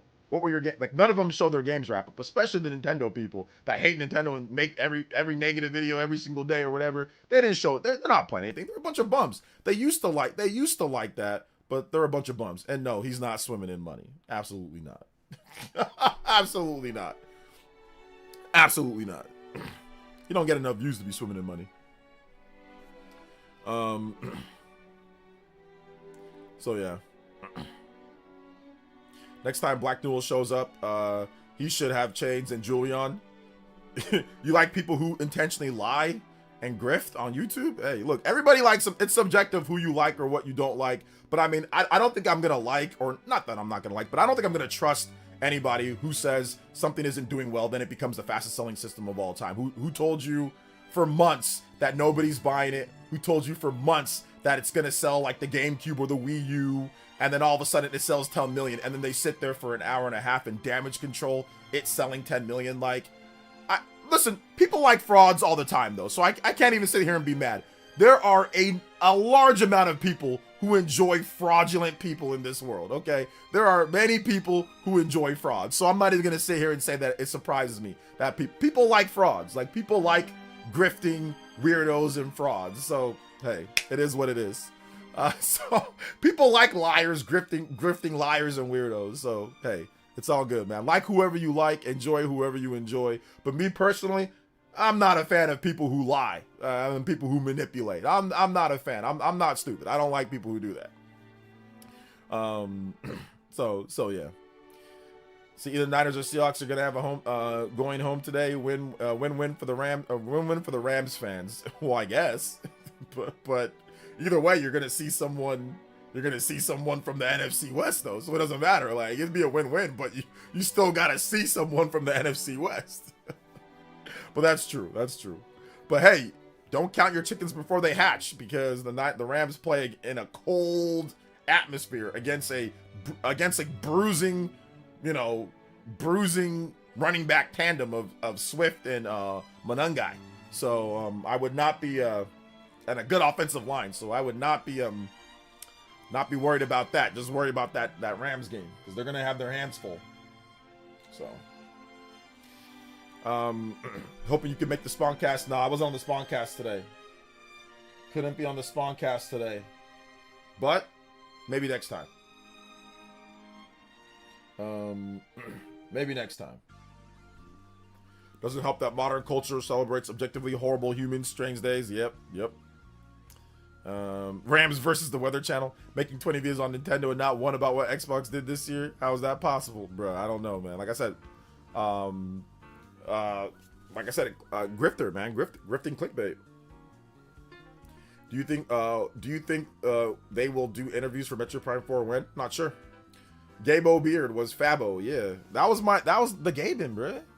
That Gaben outfit was awesome. I love the Gaben. I had the white shirt. I had the beard and everything, bro. So I need to send that to Gaben. I need to send that to him. See if he likes the skit or not. I don't think he'll like the skit. I don't think he'll be a fan of the skit. But I think if we send it to him, maybe he'll give me an exclusive interview if I send him that skit and let him know like what's up, Excuse me. Shout outs to Justin. Thank you for the comment break. 40 on the board. Yo, we are out here. Let's go. 5 more combos for a 45-minute extension. Hey yo. Yo, what's up, Pamo? Let's see here. Email that pic. I'm gonna email it to him. I'm gonna email him the video. Like, yo, Gaben, like, I want to show you that I made this video. I think it's kind of cool. What do you think about it? I want to see if he'll sponsor my channel. If he'll actually, the craziest thing is if I actually got a real sponsorship from Valve, and they're like, yo, we'll give, like, we got you on some Steam Decks and some stuff like that, right? That'd make the really cool thing. Let's see, should have green screened you in a lounge chair on the super yacht. That's the best I could do. I was thinking about stuff like that, but the position of my camera would be harder to do on that. But maybe I can do that. Maybe I can do that for the next one. This is technically before the Spawncast, so you could technically call it the Spawncast pre-show. The Spawncast already happened, so they started filming, or they started streaming before I started streaming. So it'd be the Spawncast after show. Technically, this would be, I think, the Spawncast after show because they already started. So, shout out to the party. Thank you for the 5. You're out here today, boys and girls. Yo, we're at the 45 combo breaks. Limit breaker. Overclock. Not limit breaker. Overclock. Let's go. Overclock buster. Overclock buster. Yeah, let's go. Shout outs. Appreciate that, guys. Yeah, I started earlier today. Dr. Murray, Drifter Extraordinaire. I don't hate Nintendo though, or Nintendo Land, because they're probably not the worst. They get bad rep in the comments that want to be a part of the gaming war and like I said, I don't have anything else to say on. Like, I don't think those two guys are even in the same bracket. I mean, but I don't think I've ever heard anybody put Dr. Umar, Nintending, and Nintendo Land in the same sentence. Like, that just. I think that is the first time in the history of humankind that somebody has put those 3 in the same paragraph. I don't think there's been anybody in my life that I've ever seen. That might be the first time ever for that, Super Louis. Like, to put Dr. Umar, Nintendo, and Nintendo Life all in the same paragraph. That is hilarious. I've never seen that, and I don't think I mean, unless somebody's purposefully doing it, I don't think that'll ever happen again outside of this stream. But that's hilarious. Shout outs to the Porter Sicilian with the $2 dono. Says still technically before next week's Spawncast. That is true. That is true. You got to get those 3 in the same room. I wonder what would happen. you'd be probably begging to get out of there before you. It's like, oh my, talk about the most annoying room ever. I said, my brothers and sisters, I need money for the school. Yeah, I'm over here talking about Nintendo. They're doomed. They're done. Look at the stock prices. Oh yeah, they're dead. They're still, even though yeah, they're the worst selling Nintendo best selling system ever. I just don't know what's going on. Nintendo needs a new Mario game, and if it doesn't come then I'm gonna go insane. Ah! That's just me. Like, get me the hell out of that room, bro. Like, just get me out of that room. I'm gonna boom. I'm gonna end myself if I don't get out of this room with those three. I couldn't. I'd have to get up out of there. I'd have to get up out of there. That's called depression. That's called depression. If those three were in a room talking, I just get me out of there. Please get me out of there. So yeah, I couldn't. Hell, I'd be annoying too. Hey guys, Monolith Soft is coming. Hey guys, you guys want to know about Monolith Soft? Hey, when's the next Monolith Soft game? Hey, you know, they did this. Xenoblade Chronicles 3 was done in 2022. There's gonna be 22, 23, 24, 20. Oh, there's gonna be a new game with Monolith Soft. Oh, it's coming. Nintendo Bop, Xenosaga. I mean, like, I'd be annoying too. I need to remove myself. We'd all be annoying as hell. Oh man. So that room sounds like, oh yeah, I'd be annoying too, bro. So yeah. We should never hear those. We should never hear those names in the same sentence. We really shouldn't. Let's see, everyone's saying the new Mario game is going to be Galaxy 3, who does not know anything about Mario, and those are the rumors. There's no actual rumors of there being a new Galaxy game. Like Mario, like that's not a rumor. People are just speculating because the movie. That's it. And because Mario Galaxy 1 and 2 came out last year, plus the Mario Galaxy movie, so they're thinking, oh, they want to capitalize on that, you know. So yeah. Shout out Speed Queen. Fraud, racist fraud. Dude, it was a racist fraud. Are you playing any games this weekend? Am I playing any games this weekend? Yeah, probably. Trails in the Sky.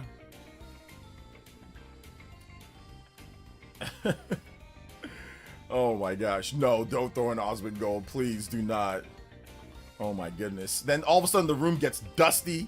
There's roaches everywhere. Smells like trash and old food. That's how you know Osmond Gold's coming through.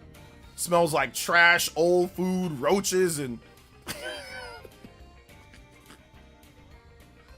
IQ goes down by like 55 points. You know, I ain't trying to go there. I can deal with annoying people, but I can't deal with dusty, dirty, roach infested, smelling like straight dookie, you know, dusty people, bro, that barely brush their teeth, eat candy and soda all day, ratchet looking. Oh, I can't deal with all that, bro. That'd be the worst.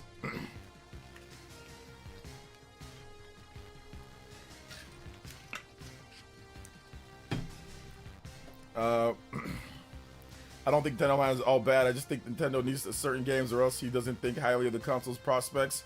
No, that's what I'm saying. Like, I don't think he's. That's why I said those people shouldn't even be in the same bracket. But I don't think he's all bad. I just think that he's, you know,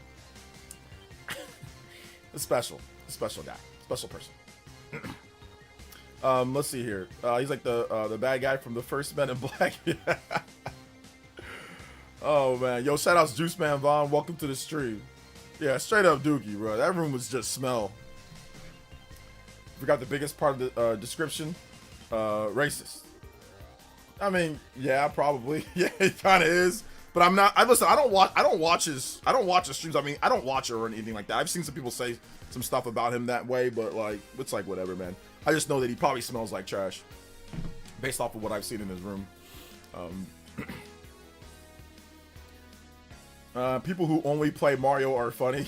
I call Mario Zelda-ers. The Mario and Zelda-ers, they are funny because they'll act like they're big Nintendo fans, but all they like is like Mario, Zelda, and like one other game. And it's like they're not really big. They just like Mario and Zelda. Like that's just like their whole universe revolves around Mario and Zelda, you know? There are a number of Nintendo content creators that are like that, where they just, it's Mario, Zelda, and that's about it. And maybe, like I said, maybe like Pikmin or something like that, or some, like one other franchise, but they're not really big Nintendo fans or anything. But they, like I said, they act like they are. They used to be. I think a lot of them used to be. Not anymore. They used to be. It'd be like me saying, oh yeah, I'm a big, huge, like, Sony fan in terms of, like, their games. Like, not really. Like, I used to like a lot of their stuff. Like, God of War, I used to like that a lot. I used to like, you know, their old stuff, but they don't do that as much anymore. So that doesn't make me some type of huge fan. I like them, yeah, I do like them, but I'm not like some type of massive fan anymore. Not anymore, because they don't make the stuff that I used to play back then that I like a lot. Like, they don't make Jak and Daxter. They don't make, you know, they don't make Sly Cooper anymore. They don't make the God of War the way that I want it to be made. So it's okay, that's fine. I'm still a fan though, still like it, but I'm not gonna pretend and act like, oh my god, like, oh, this, you know. And if I don't get the God of War the way that I want God of War, then I'm angry. Like, it is what it is. It's God of War is the way that God of War is now. That's fine. It's okay. Maybe one of these days they'll go back to the old God of War. Maybe they'll say, hey, we need a change, and they'll make the God of War like they used to make it. You never know, right? And when they do, I'll be there. I'll be there ready to go, you know, if they ever do it again. So I'm not a big Killzone guy. No, I'm not a big Killzone fan. I kind of like Resistance more than Killzone. So shout outs to Bead Queen. What's up, Bead Queen? Welcome to the stream, young lady. But no, I'm not a big Killzone guy. Although I've played Killzone, I think it's okay. But like, I'm kind of more Resistance. Resistance 3, I thought that game was pretty good. But yeah, I'm more of like, I like God of War. I like Jak and Daxter. I like Sly Cooper. I like Ratchet and Clank. They still make that, which is good. What else do I like? I like Motorstorm, but they don't make Motorstorm anymore. But I actually really like Motorstorm. I like Jet Moto. They don't make that anymore either. So yeah, you know, there's a lot of games that in the past that I like, you know, PS1, PS2 era. I'm okay with Uncharted, but they haven't really made a new Uncharted game in forever. Uncharted's okay though. But yeah.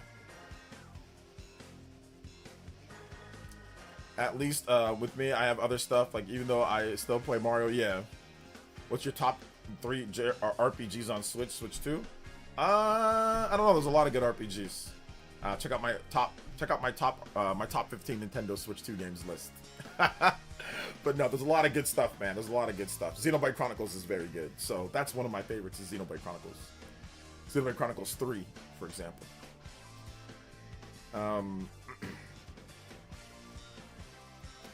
Let's see, even vote for the sale. Oh, that means he's racist. That's how Americans actually think. I don't think it's about voting, and we're not going to get into politics here. But yeah, Asmongold's definitely said like a number of like things that people might consider racist. But like I said, we're not going to get into that here.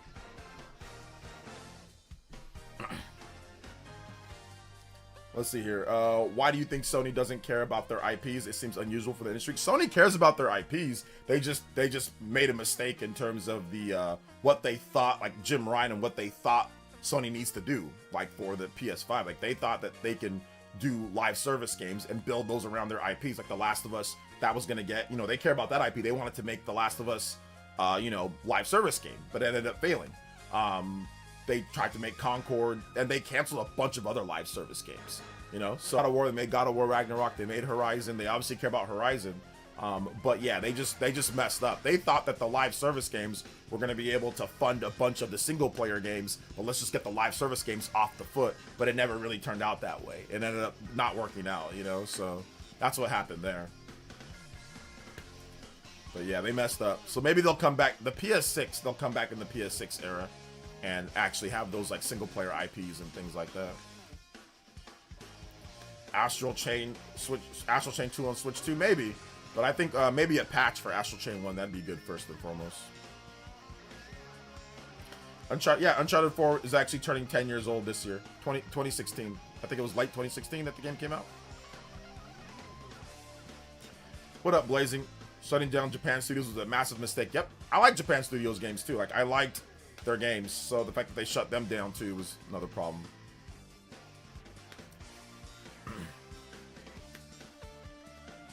They can't make those games anymore, especially in mini games with Kratos. I mean, if they really wanted to, they could. But yeah, I mean, listen, you don't got to make the mini games like with Kratos. You don't got to do that. Like, you can do it. You don't have to. Yeah, like the way that they do the games these days, like it makes more sense to make the game the way that they are now. Like the audience in terms of that style of game has shifted a bit. A lot of people that are playing the games on PlayStation now, they want that cinematic, grounded, you know, visceral, like impact blow experience, which God of War and God of War Ragnarok, they do try to incorporate elements of the previous God of War games, like especially Ragnarok. The combo system in Ragnarok is it's not bad. I mean, they tried to make it more elaborate. Like if you look at the best people that know how to play God of War Ragnarok, like it's pretty crazy some of the combos that you can do, but it's grounded. It's not like you're flying into the air, you're changing different weapons, like a bunch of like, you know, like the Pegasus boots and the thing, like, and like you're hitting people with air combos, and like they're not doing that anymore, right? Because I think that the data shows that probably people on PlayStation probably don't want to play the DMC Bayonetta style game like that, and they're more into maybe like the Souls grounded combat or something like that. So it makes more sense to shift the God of War combat over to that. And I think that's the difference between me and grifters and schizos. I can understand why something changes, even if it's not to what I like. I understand why. You look at the results, it makes sense, you know? But I don't like it as much, but that's okay. It's not about, everything's not about me. You know, everything's not about what I like. The world, there's other people in this world, and there's other people that like certain types of games. So God of War is not what I want it to be anymore, but it's still good. It's still really good, and it's still like, you know, I'll still check it out. Like I'll still play the games, you know. They just went from must play at the beginning to I'll play it when I feel like it now. And it's not like I'm not going to play the games, like the new games. I'll play them, but it just went from a must play, have to buy it at launch, to I'll play it when I feel like it, you know? So yeah. Hey, Jughead, thank you for the subscription, man. I appreciate that. Welcome to the stream, brother. What did I think about the PSP God of War games? They're good. Twisted Metal live service got canceled, shaking my head. Oh well, I guess I'll play Kirby Air Riders instead. I guess, yeah. Kirby Air Riders is nuts because Kirby Air Riders was able to make a great single player. Nintendo's one of the only companies out there that still makes single player campaigns and multiplayer focused games. Like games like with elaborate online multiplayer, you know, from what I understand from, like, you know, I talked to Evan, who's a big multiplayer guy from the Spawncast, and from developers, making a single player and a multiplayer like in one, that's like making two separate games. So that's why you always see like a lot of single player only or multiplayer only. Like you don't see anymore in today's day on Xbox and PlayStation a lot of games that are multiplayer, like they have elaborate multiplayers and a good single player campaign. It's like either one or the other, right? But Nintendo's been able to actually create some games between, like, you know, Splatoon and between Kirby Air Riders that actually have pretty good. And like you kind of saw that a little bit with Mario Kart World, right? Mario Kart World single player was not great. They spent a lot of time designing how the multiplayer works and making sure that works good with, you know, all the characters on screen and all the items and all that. It takes a lot of time to make that. So I think that's why the single player kind of suffered a little bit when it comes to that. And even with Mario Kart 8, to be honest, like Mario Kart 8 single player wasn't great either. So yeah, it's tough, but Nintendo's been able to do it, you know, when it comes to some of the games, at least. I think Sony couldn't even do these games if they want to. Their studios aren't prepared to make those type of games. What, to make a God of War that plays like the old God of War? They can make yeah, they can. The guy who makes God of War 2018 made God of War 2. Absolutely, they could. I think it's Balrog, right? Whatever his name is. That's the same guy who made the old God of War games. Shout outs, Jughead. As a matter of fact, I think Japan's studio contributed to God of War Ascension and Ghost of Sparta. They might have. I'm not sure. Splatoon is the best example of single player being worth it and itself, and the multiplayer being worth it and in itself. Yeah, Splatoon's probably the best bet. I would also say I could maybe even throw in Kirby Air Riders there. Maybe the single player is not quite as good as Splatoon single player, but Kirby Air Riders single player is still pretty good. It's not bad at all, and it's pretty elaborate, and it's like replayable. Like you can play it a lot. So like I think like, yeah, Splatoon's probably the best example, but Kirby Air Riders is definitely, you know, not bad for sure. Yeah, Barlog, whatever that guy is, he made God of War 2. He made God of War 2, not God of War 2. But he also made God of War as well, the older ones and like the new one. But he also did the old school God of War 2. Might be expecting Mario Tennis Fever single player to be good. I'm just thinking it'll be all right. Yeah, I'm not expecting Mario Tennis single player to be good. Like, I'm expecting it to just be okay. But I think that they actually learned from Mario Tennis Aces. I think it'll be better than Mario Tennis Aces, better than Mario Golf Super Rush. I think it'll be better than those two. You know, which might not be saying much for some people, but, you know, it's an improvement. So yeah. Shout outs to the Port Sicilian. Thank you for the $2. The combo bricks. I know I said thank you, but I want to say thank you again. 13 combos away from the extension, the big 60. Noah and Mio, let's go. Shout outs, guys. I appreciate the overclocks. Kirby Air Riders logos they got. I'm not sure what that means. I want to get my God of War 3. New Dad of War is boring. I'm gonna get my God of War 3. Yeah, that'd be nice. I'd be down for that, but you know they don't want to make it. At least we don't know. Maybe they will make it. Maybe the new God of War that's coming up, like the Egypt or whatever they do, maybe that ends up being, you know, maybe that ends up being something, you know, something like that, you know.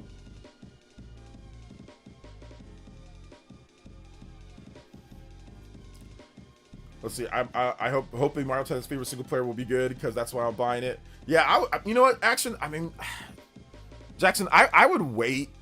Really, because you don't know about those Mario sports games, the single player campaigns. Before you buy it, I would at least just say look at a few different people that you trust when it comes to like reviews or something, or at least make sure you know what you're getting out of that single player before you decide to like invest $70 into the single player camp. If that's all you're buying, because I know you're more of a single player guy, I would maybe wait, you know, just because. If you're just getting it just for single player and aren't planning on playing multiplayer, then it becomes a harder sell, in my opinion.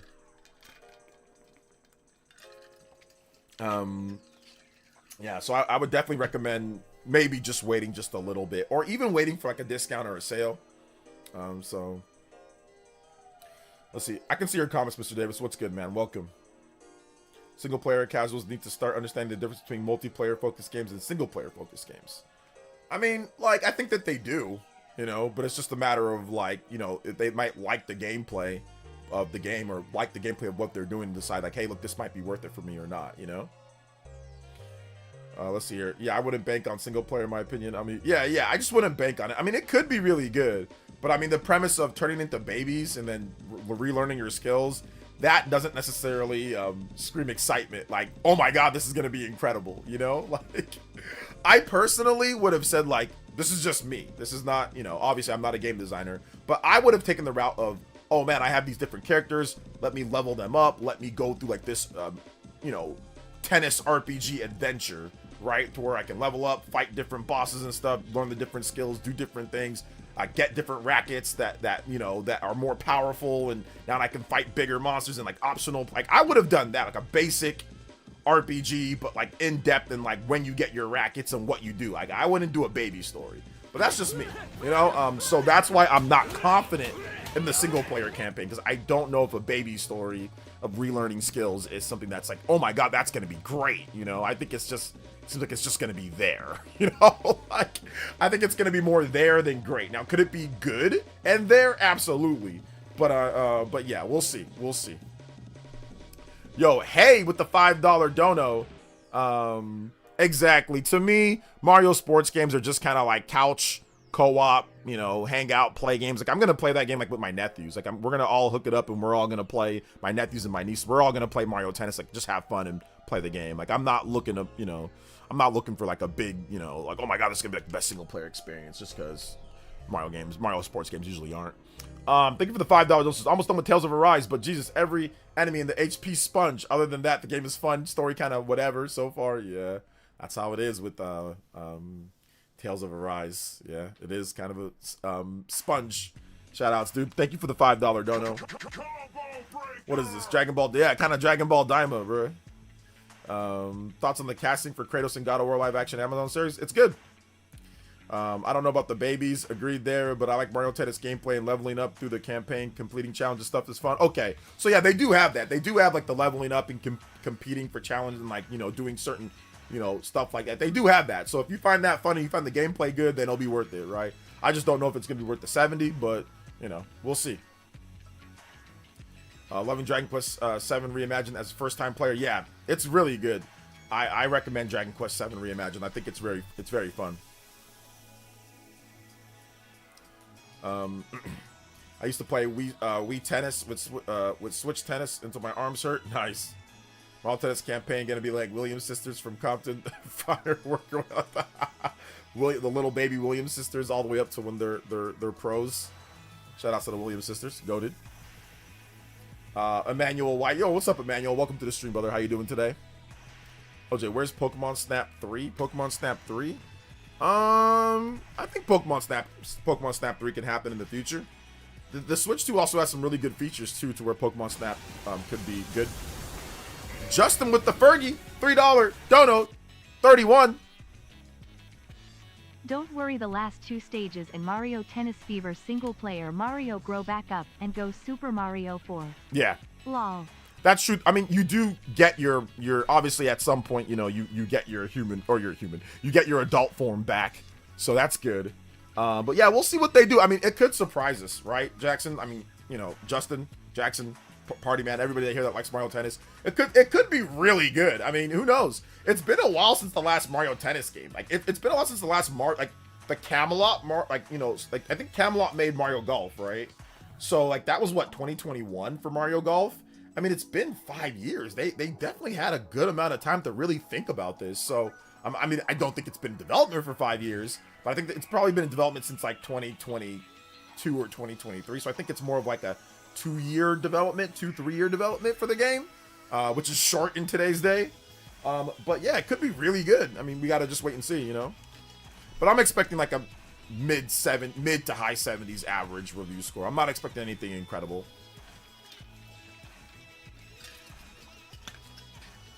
Wii U never got Pokemon. The thing about it is that Pokemon Snap probably would have been a Wii U game if Wii U actually sold well. If Wii U sold well, Odyssey and all the games that we got, Breath of the Wild, all these games would have just been Wii U games. Like all the games that we got in the first, you know, 3 years of the Switch 1's life would have all been Wii U games if the Wii U actually sold. Then they would have actually had a 6-year, right? Like a 6-year thing. Like, so it would have been like we would have went from 2012 to like 2019 or 2018. So everything that came out from 2012 to 2018 or so would have been on the Wii U.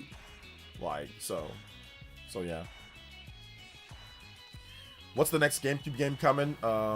Would you pick if you could get the next one? I'm not sure about the next GameCube game. What are the games that are left? So give me the list of the games that are left, and then I can pick maybe what the next one is. Party Man somehow got me hyped for Mario Tennis. How did Party Man get you hyped for Mario Tennis? What? Oh man, do you have anybody to play the game with, Nick? Like, do you have any like brothers or sisters or girlfriend or boyfriend or something to play the game, or like nephews? Like I said, I think local multiplayer Mario Tennis is a blast. It's great. The Mario sports games are all good local multiplayer. They're all really fun. Even Mario Strikers Battle League is fun local. Party Man with the Ninja Peach. Thank you so much. FYI, I'm just being honest. I'm thinking the score of the game will be mid-70s, but the game will be much more appealing to Mario sports fans, as we went a decade plus with OK sports games. Aces being the exception, although it launched rough. Yeah. Yeah, absolutely. Shout outs to Party Man. Thank you for the $5 dono. Combo breaks. Noah and Mio.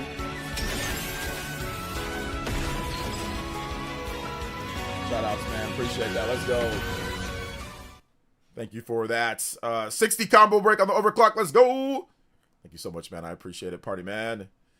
Getting us to there. 40 combos away from the platinum streak. 100 MB marathon stream this month. Hey, yo, thank you guys so much, man. I appreciate that. Let's go. Let's go. They will save Mario Sunshine for Mario Day. Let's go. He says, wait, how are you hyped? I think Nick93 was joking. I think he was more joking than he was being serious. Just because, like, you like Mario so much. So maybe he's like, he's like living vicariously through this stream. So that's what I'm guessing. I'm guessing that he's kind of just like joking a little bit.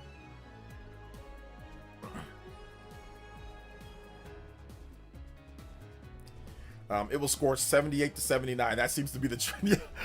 You know what? I think that's definitely been the trend with Nintendo games. It's like 78 to anything that's not like the mainline big game. It's like 78 to 79. Anything that's like an offshoot game, 78 to 79.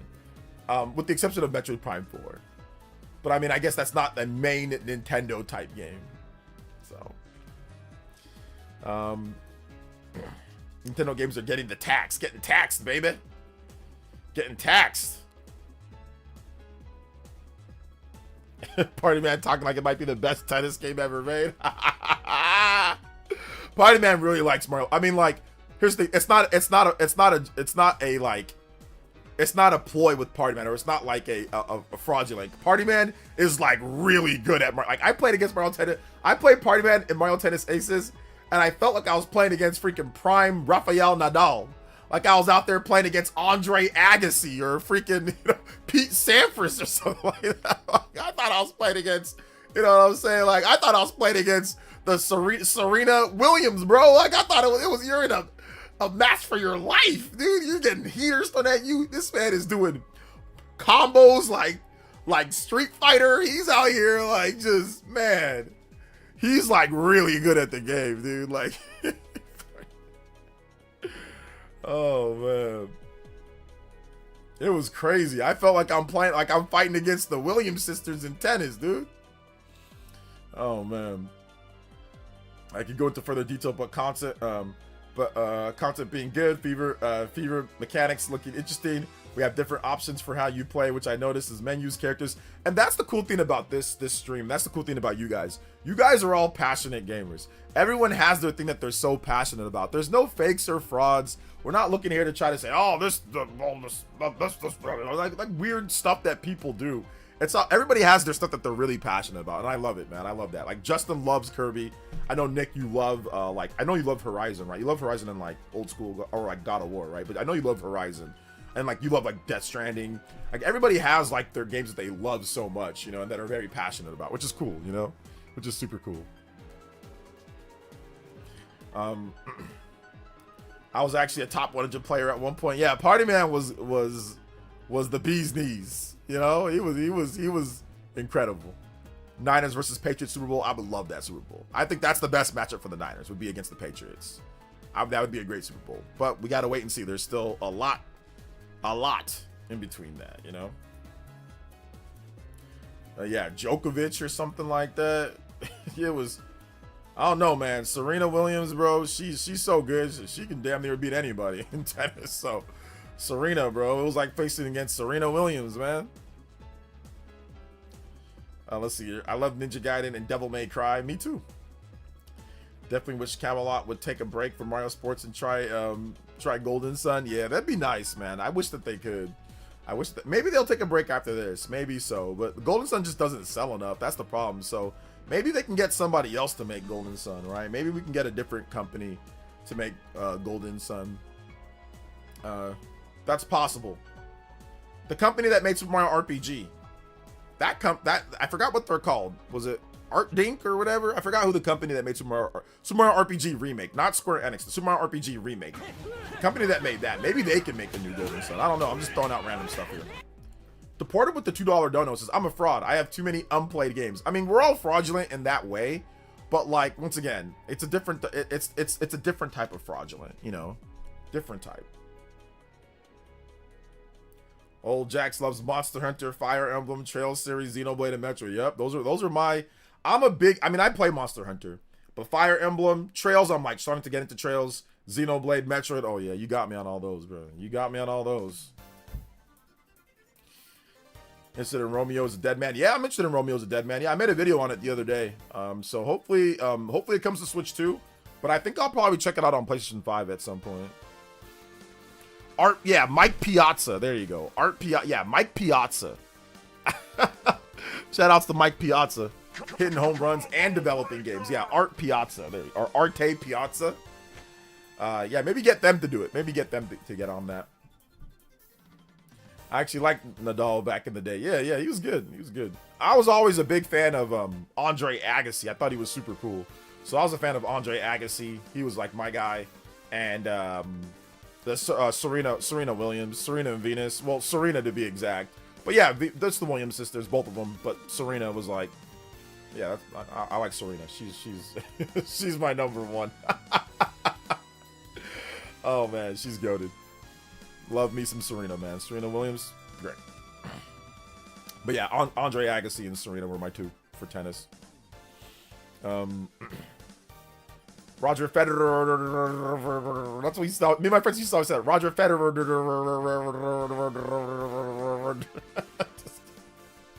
It's ER. My friend A Train, he's a big tennis guy, so we'd always talk about that. Aces is actually very in-depth too, Fever, for me. We'll top Aces if the gameplay is satisfying or better. They are basically fighting games. Yeah, they are, because like you got to counter. Like if you do like a slice, then this move counter, like this type of shot counters it. You do this type of shot counters it. So yeah, it is like a fighting game at times. It's a shame that Nadal's knees are shot down. I think it's not a shame. Dude made like $1 billion in his career. Please, my knees are shot, and I did not make that much money. My knees are also shot. My knees are not. My right knee is not good, and I do not have anywhere near the amount of money that Rafael Nadal has. So lots of people's knees are shot, and they don't have to. So no, if your knees are shot and you made what he made, it's okay. Trust me, it's worth it. Because a lot of us have shot knees and we don't have what they have. So I'll take shot knees if to make the amount of money that he made. Trust me, he's okay. Trust me, he's all right. A lot of tall people. Only tall people, their knee. I mean, if you're tall, your knees are probably going to be shot at some point in your life. I mean, all the pressure. If you're overweight, your knees are probably going to be shot at some point. I mean, you play sports, you play football, your knees are going to be shot. A lot of people played football or played sports and their knees are shot and don't have what he has. So he'll get no sympathy from me because his knees are bad. Oh, whoa, whoop-de-doo. I have bad knees too.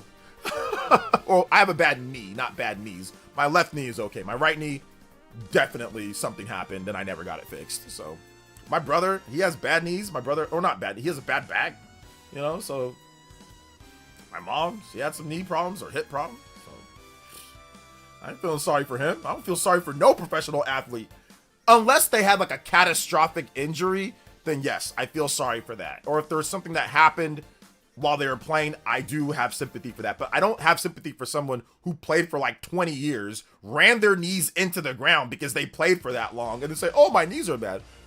It was worth it. It was 100% worth it. You made a ton of money. You were successful. You're one of the greatest players of all time. You can relax. You can enjoy your money. You can repair your knees. You can go get, you have the money to get any type of knee replacement or knee, you know, you can do everything that you need to do, you know, so you don't feel bad for anybody, any athlete that has shot knees after they played for 20 years. They decided to shoot their knees. They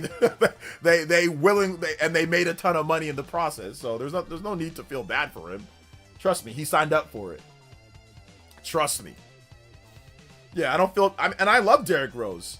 I love Derrick Rose, but I don't feel bad for Derrick Rose either. Like I only feel bad because he had a lot of injuries and he could have been way better. But ultimately, Derrick Rose doesn't feel bad for Derrick Rose. He doesn't feel bad for himself. He feels content in his career. He feels content in what he did. He gave it his all. He tried to play as long as possible, but his knees gave out, and that's okay. That's fine. You know, he did what he did, and he made a lot of money doing it, and he enjoyed it. And he has his number. He's getting his number retired, isn't he? That's crazy that he's getting his number retired. Like, I mean, he was a good player for the Bulls, but he didn't win a championship. Like, like he's a great player for the Bulls, but he didn't win a championship. So Derrick Rose is great. I don't feel too sorry though. I don't feel sorry for him, you know. Rip Derrick Rose. He's not dead. Goodness gracious, don't say that. Derrick Rose or Mike Vick, they're both good. Mike Vick ruined his own career though. I don't feel sorry for him either. He decided that he wanted to turn into a real life Pokemon trainer, but with all Houndours and Houndooms. So that's his fault. I don't feel sorry for him.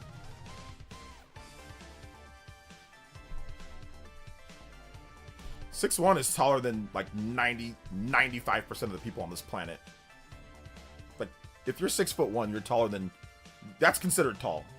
Well, it depends on where you live, but for the most part, that's considered tall. Or taller. Rip his knees. Yeah, rip his knees. There you go. So... Why not retire Jay Williams' jersey in the standard? I mean, he was way better than Jay Williams. Like, Jay Williams never won an MVP. So, like, Derrick Rose won an MVP and got way more All-Star games and stuff. But yeah, I mean, I think they're retiring his number because literally he's been like the only, like, the Bulls have not been anywhere near as good. Like, since the Jordan days, the only player that's even been able to get a micro, like, fraction of what Michael Jordan was Derrick Rose. He's the only MVP that they've had since Jordan. He's the only person that's even been close to being MVP since Jordan. He's the only person that's even gotten the team to the conference finals since Michael Jordan. He's the only guy that's even sniffed anything of greatness for the Bulls since Michael Jordan, since 1998. That's it. It's just been Derrick Rose. So, I mean, like, and it's been, what, 30 years now since Michael Jordan last played for the Bulls? 30-something years. And the only person that's even been close to doing anything, like I said, a small fraction of a fart of Michael Jordan has been Derrick Rose. So I understand maybe why they want to retire his jersey, because it's been straight failure. Not even close. No MVPs, no nothing for the Bulls since Jordan retired. Derrick Rose is the only guy that's even been able to get, like I said, a fraction of a fart, of a micro millisecond of even how great Michael Jordan even was. Like I said, he's the only person. Like I said, it is a tiny, small, minuscule inch of the greatness of Michael Jordan. So he's the only guy. So whatever, retire his jersey. Go ahead, retire his jersey. You know? Ben Gordon was nowhere near as good as Derrick Rose. Ben Gordon was good, but he wasn't as good as Derrick Rose. Ben Gordon also never led the Bulls to like what Derrick Rose did. Like, Ben Gordon was good though. Ben Gordon was good. Luol Deng was good. They had some good players, but none of them were as good as Derrick Rose, and none of them even got close to getting the Bulls to win a championship. Youngest MVP of all time. Ben Gordon was too small to be next up. There is no such thing as next up when you're 6'1" or something like that. In order to be really next up, you've got to be tall. Like, NBA is a tall man's game. There is no really short guy that's like, oh yeah, he's next up. Unless you can shoot the lights out of the ball like Steph Curry. But nobody can shoot the lights out of the ball like Steph Curry. So it's like, if you want to be actually next up, you got to be tall. You got to be like 6 foot, at least 6'4", 6'5".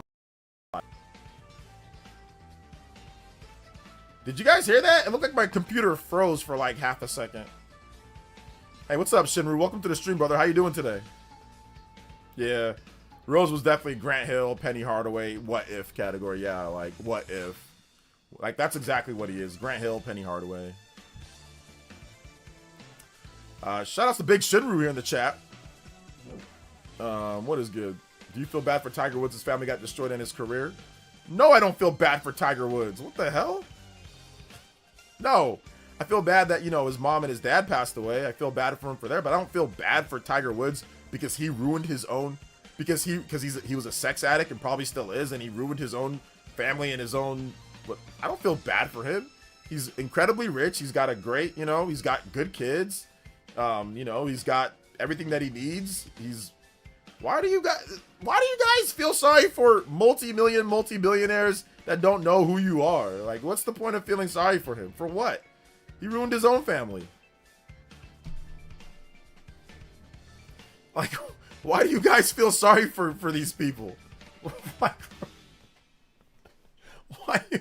do you feel sorry for Tiger Woods? He's living a good life, man. Like I said, I only feel sorry. Yeah, his mom and his dad passed away. That's not cool. I feel that's human emotion, human nature. I feel sorry for that because once again, that's your mom, that's your dad. His mom wasn't even that old, too. He's not even. I think Tiger Woods just turned 50. I mean, I pray and hope my mom is still around when I'm 50. You know what I'm saying? Like, by the time that I get there, like I think she will be. You know, and no, his mom passed away like even when he was in his 40s. So it's like, So yeah, so it's like I feel sorry about that. You know, I can always have human emotion and empathy for people, you know, that lose somebody close to them. But I don't feel sorry for him cheating on his wife and then crashing his SUV because he cheated on his wife because his wife tried to hit him with the golf club.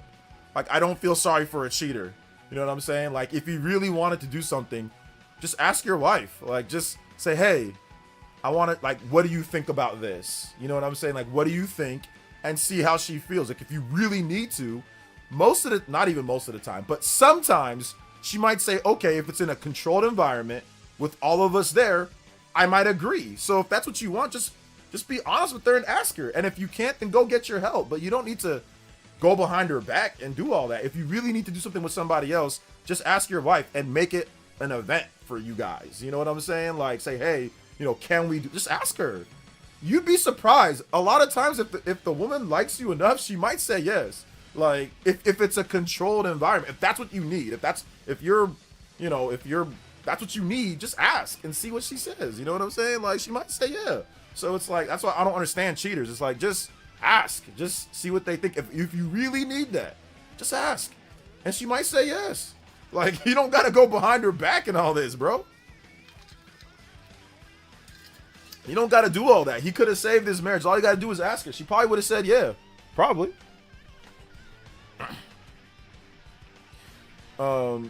Says not just be be faithful. But if you ask her, if like I said, if you're schizo brained or you're porn brained or you're and you need that, just ask. Just ask. And if she says no, then and if she shows that she's not happy with that, then go get the help that you need. I think that if he did that, if he would have asked her and then she said no and reacted negatively, he probably would have said, okay, this is bad for my wife, this is bad for me, I need to go get the help that I need. And he could have probably go get help for addiction, right?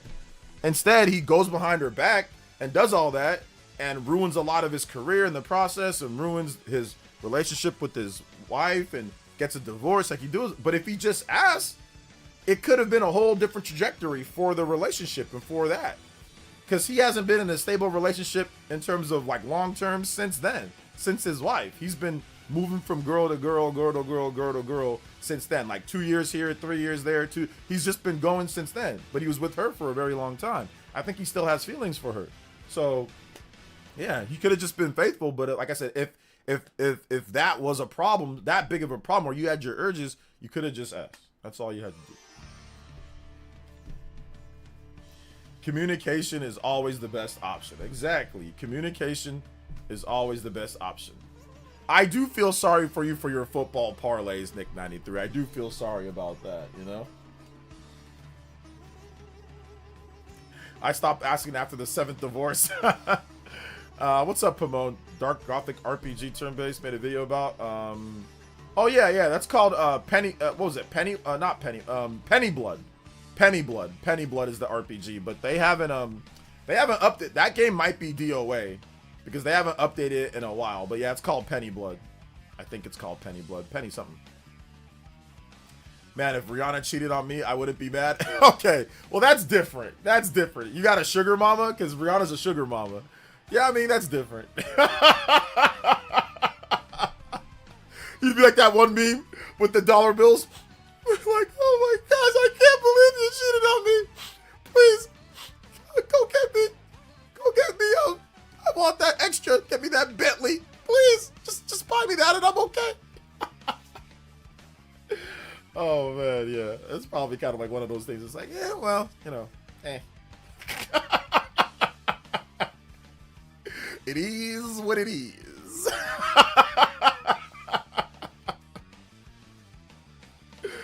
Oh, man.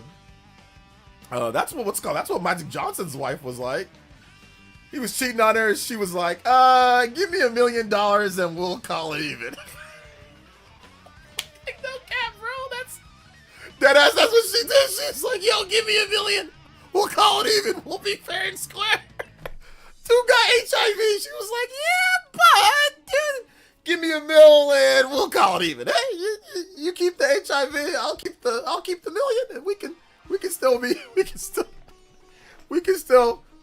date. We can still be good. Oh, man. I swear that's what she did, bro. She knew Magic Johnson was cheating on her like 24/7. She was just kind of like, man.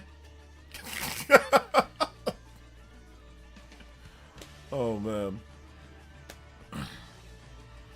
Let's see here. Dave Chappelle meme. I know, seriously, bro. I've never seen a faithful celebrity. I mean, some celebrities are faithful. Some celebrities are. What does this stream become, bro? Become derailed at this point.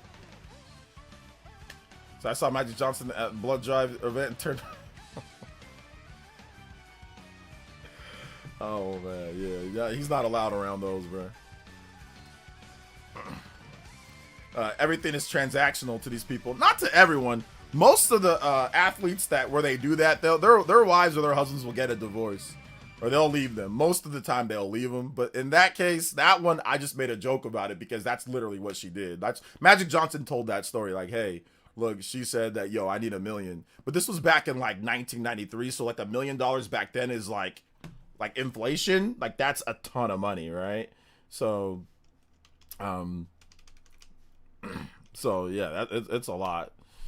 So yeah, it was a long time ago. So if you look at it, what was that in let's just say 1992. 1 million. 1, 2, 3. Yeah, that's oh, hold up, no, that's 10 million. My bad. Yeah, that's about 2.2, almost 2.3 million. So yeah, almost 3 million. Oh, actually, no, sorry, almost 2.3 million. Sorry. So yeah.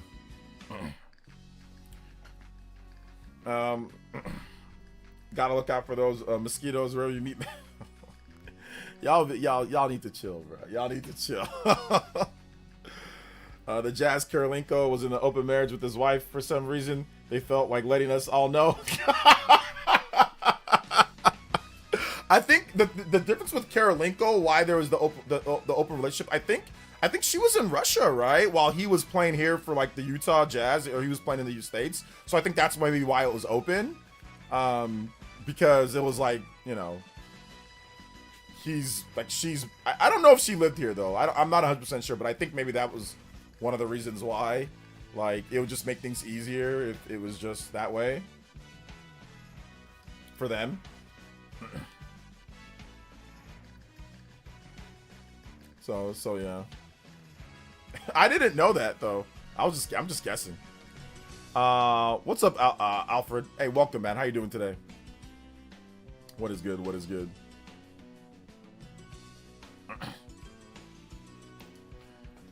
All right, we still got a bit more time on the stream, guys. If you guys have questions, you can tag me at PlayerEssence, hashtag PlayerEssence by itself. More than happy to answer all of your video game questions and more. Shout outs, guys. Shout outs. Let's go. Ocarina of Time remake, says Kyle. I would love an Ocarina of Time remake. Please give me an Ocarina of Time remake. I would love an Ocarina of Time remake. I would love that. I would really like Ocarina of Time remake.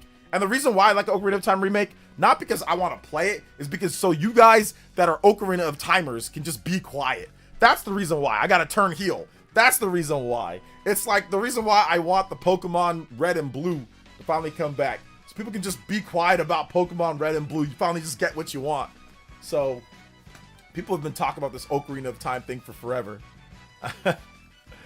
Oh man, what do you guys want to see? Bead Queen, what do you want to see? The Great Wall, what do you want to see? Paul Gale, what's up, man? What do you want to see? What do you guys want to see for the games this year? 2026. Let me know in the chat.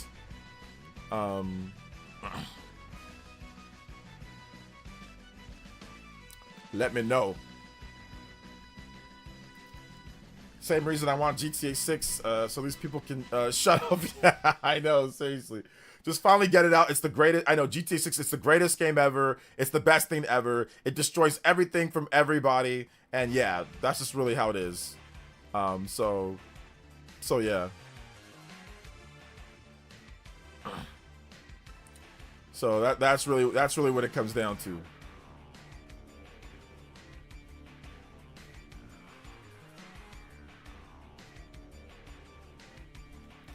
Half-Life 3, yeah. Game Pass on Switch, that's probably not happening.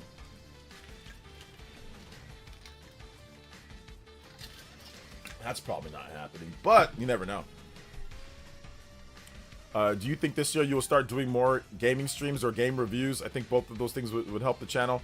Gaming streams, with certain games, yes. Game reviews take a long time to do, so yes and no. So yeah. But I'm not gonna spend like a ton of my time streaming games just because I've done that before and it's just not. It really doesn't help the channel. Just doing a bunch of video game streams, that doesn't really help the channel unless you're really good at something, or unless you're like game streaming, like let's plays or game streaming. It doesn't really increase channel anything. The only way that it does is if you play like let's say like a new game that's tuned to your channel. Like, oh, here's a new game that everyone is looking forward to, you play that game. But just like streaming games randomly, that doesn't help. That doesn't really do anything for channels. Not in today's day. Back in the day, yeah, maybe, but in today's day, no. When it comes to game reviews, yes, game reviews are good, but it just depends, right? Like I did Metroid Prime 4 game review, and obviously that didn't do anything that great. So it really just depends. But if you're really good at video games, that can help. Like if you're really good at fighting games, if you're really good at certain types of games, or if you're doing like speed running, that stuff can help a channel, like a specialization. But just randomly playing a JRPG or just randomly playing a game, that doesn't in today's day, that don't really do nothing, you know. Nick93 with the $2 says, good luck to the Seahawks and Niners. NFC West looking strong. Football, baby. Yes, sir. NFC West looking good this year. I hope that next year the Niners don't have to win 15 or 14 games to win the division. I hope it's a bit more balanced next year, because that's ridiculous. It is ridiculous. Thank you for the $2 dono, though. Shout outs to Nick93. Thanks. It was the first game I was looking. Wonder what happened. No, it's all good, brother. Probably the same things that most people are waiting for, a new 3D Mario Zelda announcement. Yeah, like streaming games that are like highly anticipated, that are tuned for your channel. That's good. Like I remember when I streamed Xenoblade Chronicles 3 Future Redeemed, I had like 700 people watching. It kind of fell off because I had problems like with just the game, like, or just like my streaming equipment or whatever. But like I had 700 people watching because my channel is, people love Xenoblade here, and it's tuned. But if somebody else streams Xenoblade that maybe doesn't like Xenoblade, they might not get 700 viewers plus. But I had 700 viewers plus for Xenoblade Chronicles 3 Future Redeemed, right? So like, yeah, when there's a certain game that I think that I can, I can capitalize, that people like it and like they like to see me stream it, then I'll do it. Like the next Monolith Soft game, absolutely. Whenever the next, I am streaming that game day one. I'm not going to stream the whole game, but I'm going to stream it and I'm going to make a big event around it. I'm going to give away copies of the game. Like I'm going to do a bunch of stuff because that's, my channel's about Monolith Soft, so yeah, but I'm not going to just like start streaming games all the time. Like, nah. A lot of times, even like when I start streaming game, people just leave too. Like I've noticed that too. Like I'll be talking about games and then like I start streaming, then people just like leave. So it's not like something that I want to do. An ambitious new Star Fox that blends classic SF gameplay with RPG like leveling and land, and a nice story similar to Ratchet and Clank, launch alongside Star Fox anime. That'd be nice. They had a game like that on the Wii U that was canceled, or that was it never got off the like planning phase, according to, who was it? Was it Retro Studios that was working on that? I forgot who, but yeah. What's up, Lando? Yeah, I want to start reviewing games that I play, but I have fun streaming when I get to as well. Yeah, like you should always, in my opinion, the great route for you, like do what you think is fun. Don't do it because you think that you're gonna get a bunch of views or get a bunch of whatever. Also, Justin wants to see Star Fox. I never started doing that. Like my whole passion from the very beginning when I wanted to do gaming on YouTube was gaming news. That from the very beginning, it was gaming news. That's what I wanted to do. I was inspired by hard news on Screw Attack and like just podcasting and hard news. That's what got me to do PlayerEssence, was that. And in terms of the community, was because I felt that other communities are lame. So I was like, I want a community for myself. But what, like my inspiration for content, it was IGN, old school IGN. It was hard news. So I made a show called Listen Up Gaming News. You know, that was my first news show back in like 2010, 2011. You know, so I've always wanted to do some type of like talking news show type of thing, you know. That's always been part of what I wanted to do. I wanted to do game comparisons / reviews. I wanted to do like reviews, like regular reviews. I wanted to do news. I wanted to do like a number of different things.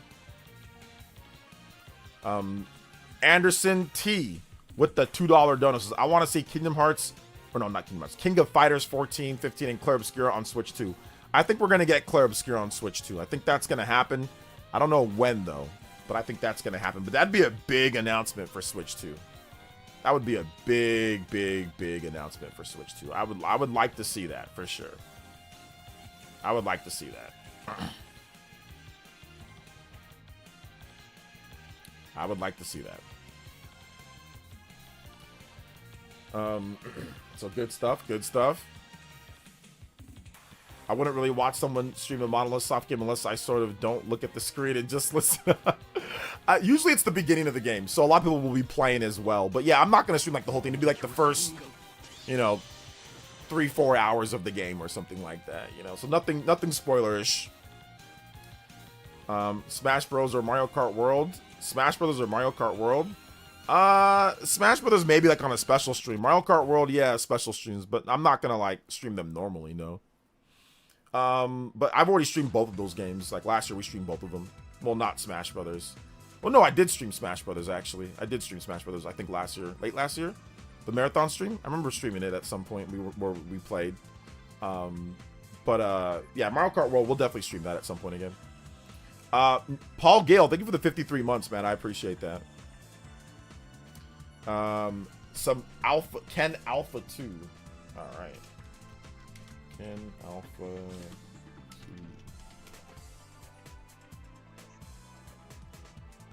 Shout outs. Thank you so much. Paul Gale, thank you for the 53 months. Then it brings back Golden Sun and redo Golden Sun 3 would be cool. Yeah, that'd be nice. Mako. Yeah, marathon. Yeah, it was a marathon stream that we did that. So, but I think I'm done streaming Smash Brothers. I think I'm done. I am done streaming Smash Brothers.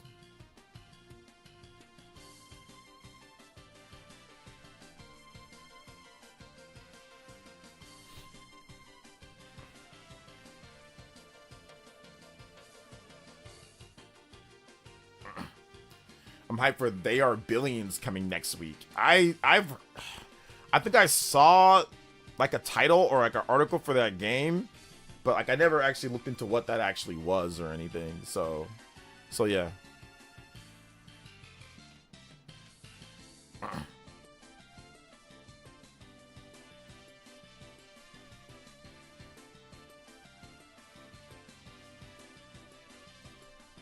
Golden Sun would be good though. Golden Sun would be good. Rollback netcode is a must for the next one. Rollback netcode is a must, which I think it will. The next one will have that. It'll have to. Bandai Namco has a lot of updated technologies from 2017, 2018, 2015, really. 2015, 2016, 2017. Rollback netcode, at least from Bandai Namco's perspective, has advanced significantly since then. So I expect it to have it. Fun content idea I'm doing for 3D Mario. I have a fun content idea. I'm thinking about doing 3D Mario, but I'm waiting till the new 3D Mario game gets revealed first. That's something good. That's something true. You gotta wait for that next one. You know? Wait for that next one. But yeah, absolutely. Absolutely. I agree. I think it's gonna be it's gonna be a doozy party, man. It's gonna be a doozy, bro. It's gonna be a good one. I can't wait. Smaller roster. Yeah, I don't think that the next one's going to be with all those people. Like, I think it's going to be a smaller roster, new movesets, updated new movesets and things like that. So, yeah, I'm fully expecting it to be that type of way, you know? Fully expecting it to be that type of way. So, we'll see, though. We will see.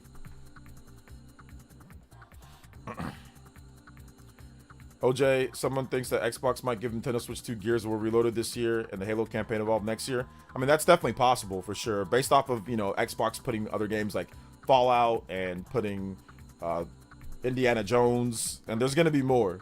So I'd expect more of that too. So yeah, absolutely. It's possible. Definitely possible. If you guys have not hit that like button, hit that like button. We are going to...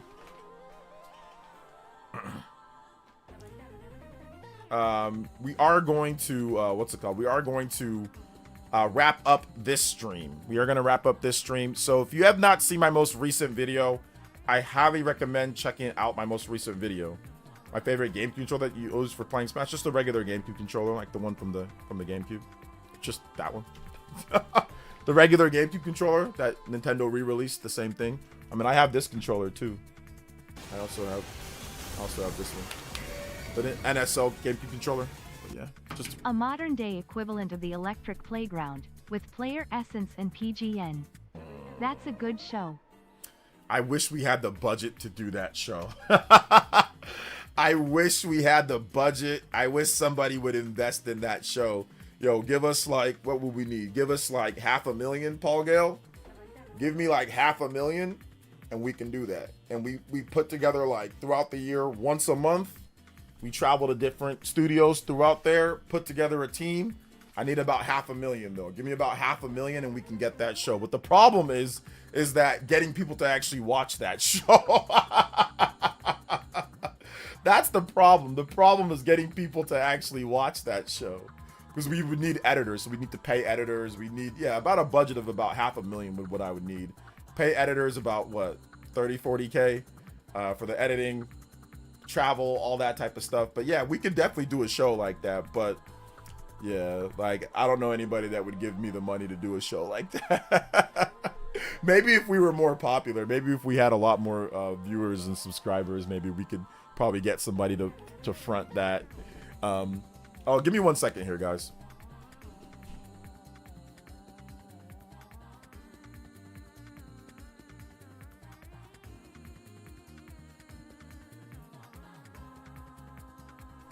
All right. Peace out, OJ. Great stream. Sorry I didn't comment much. Had you on the background while I worked. Hey, it's all good. But all right, guys. I got to wrap it up here. I've got some stuff that I've got to do. Shout outs to the very nice 69 on the combo breaks. Let's go. Didn't hit the platinum today, but that's okay. We'll get it next time. For the 31, we'll get that one next time. So thank you guys so much for coming out to the stream. If you have not seen my video today, please check out my video. I had a dope video talking about third-party support on Switch 2 and different types of games and different type of stuff that's happening here with Final Fantasy and more. So I thought it was a pretty cool video. So if you haven't seen the vid, make sure you check it out, man. I think it's a fun video, and I think you'll like it. So yeah, I think you'll like it. If you want to know more about what I think about Metroid Prime, check out my videos, guys. I've got videos. If you have questions on what I think about Metroid or Zelda or Pokemon, they're all on the channel. Sorry I couldn't answer everything, but they're all on the channel, so you can go watch some more content from me today. So shout outs, guys. Thank you so much for watching. Thank you for all the donos today, though, guys. Man, we had a ton of donos. Thank you so much, Paul Gale and Justin and Partyman and everybody. Big Momo. Thank you guys so much for your support today. Seriously, shout outs to all the Elite Ninjas, Bead Queen. Shout outs to Snow Hawkthorn, Epic Globster, Dior, Blazing Blazers, Paul Gale, everybody that supported Rescue Squad, Nick93. Thank you guys so much for all your support. Everybody here, I love all of you guys. And I will see you guys probably on Monday for stuff. Probably see you guys on Monday. So yeah. All right. Thank you guys so much for watching. I appreciate that. And we'll see you guys for the next one. All right.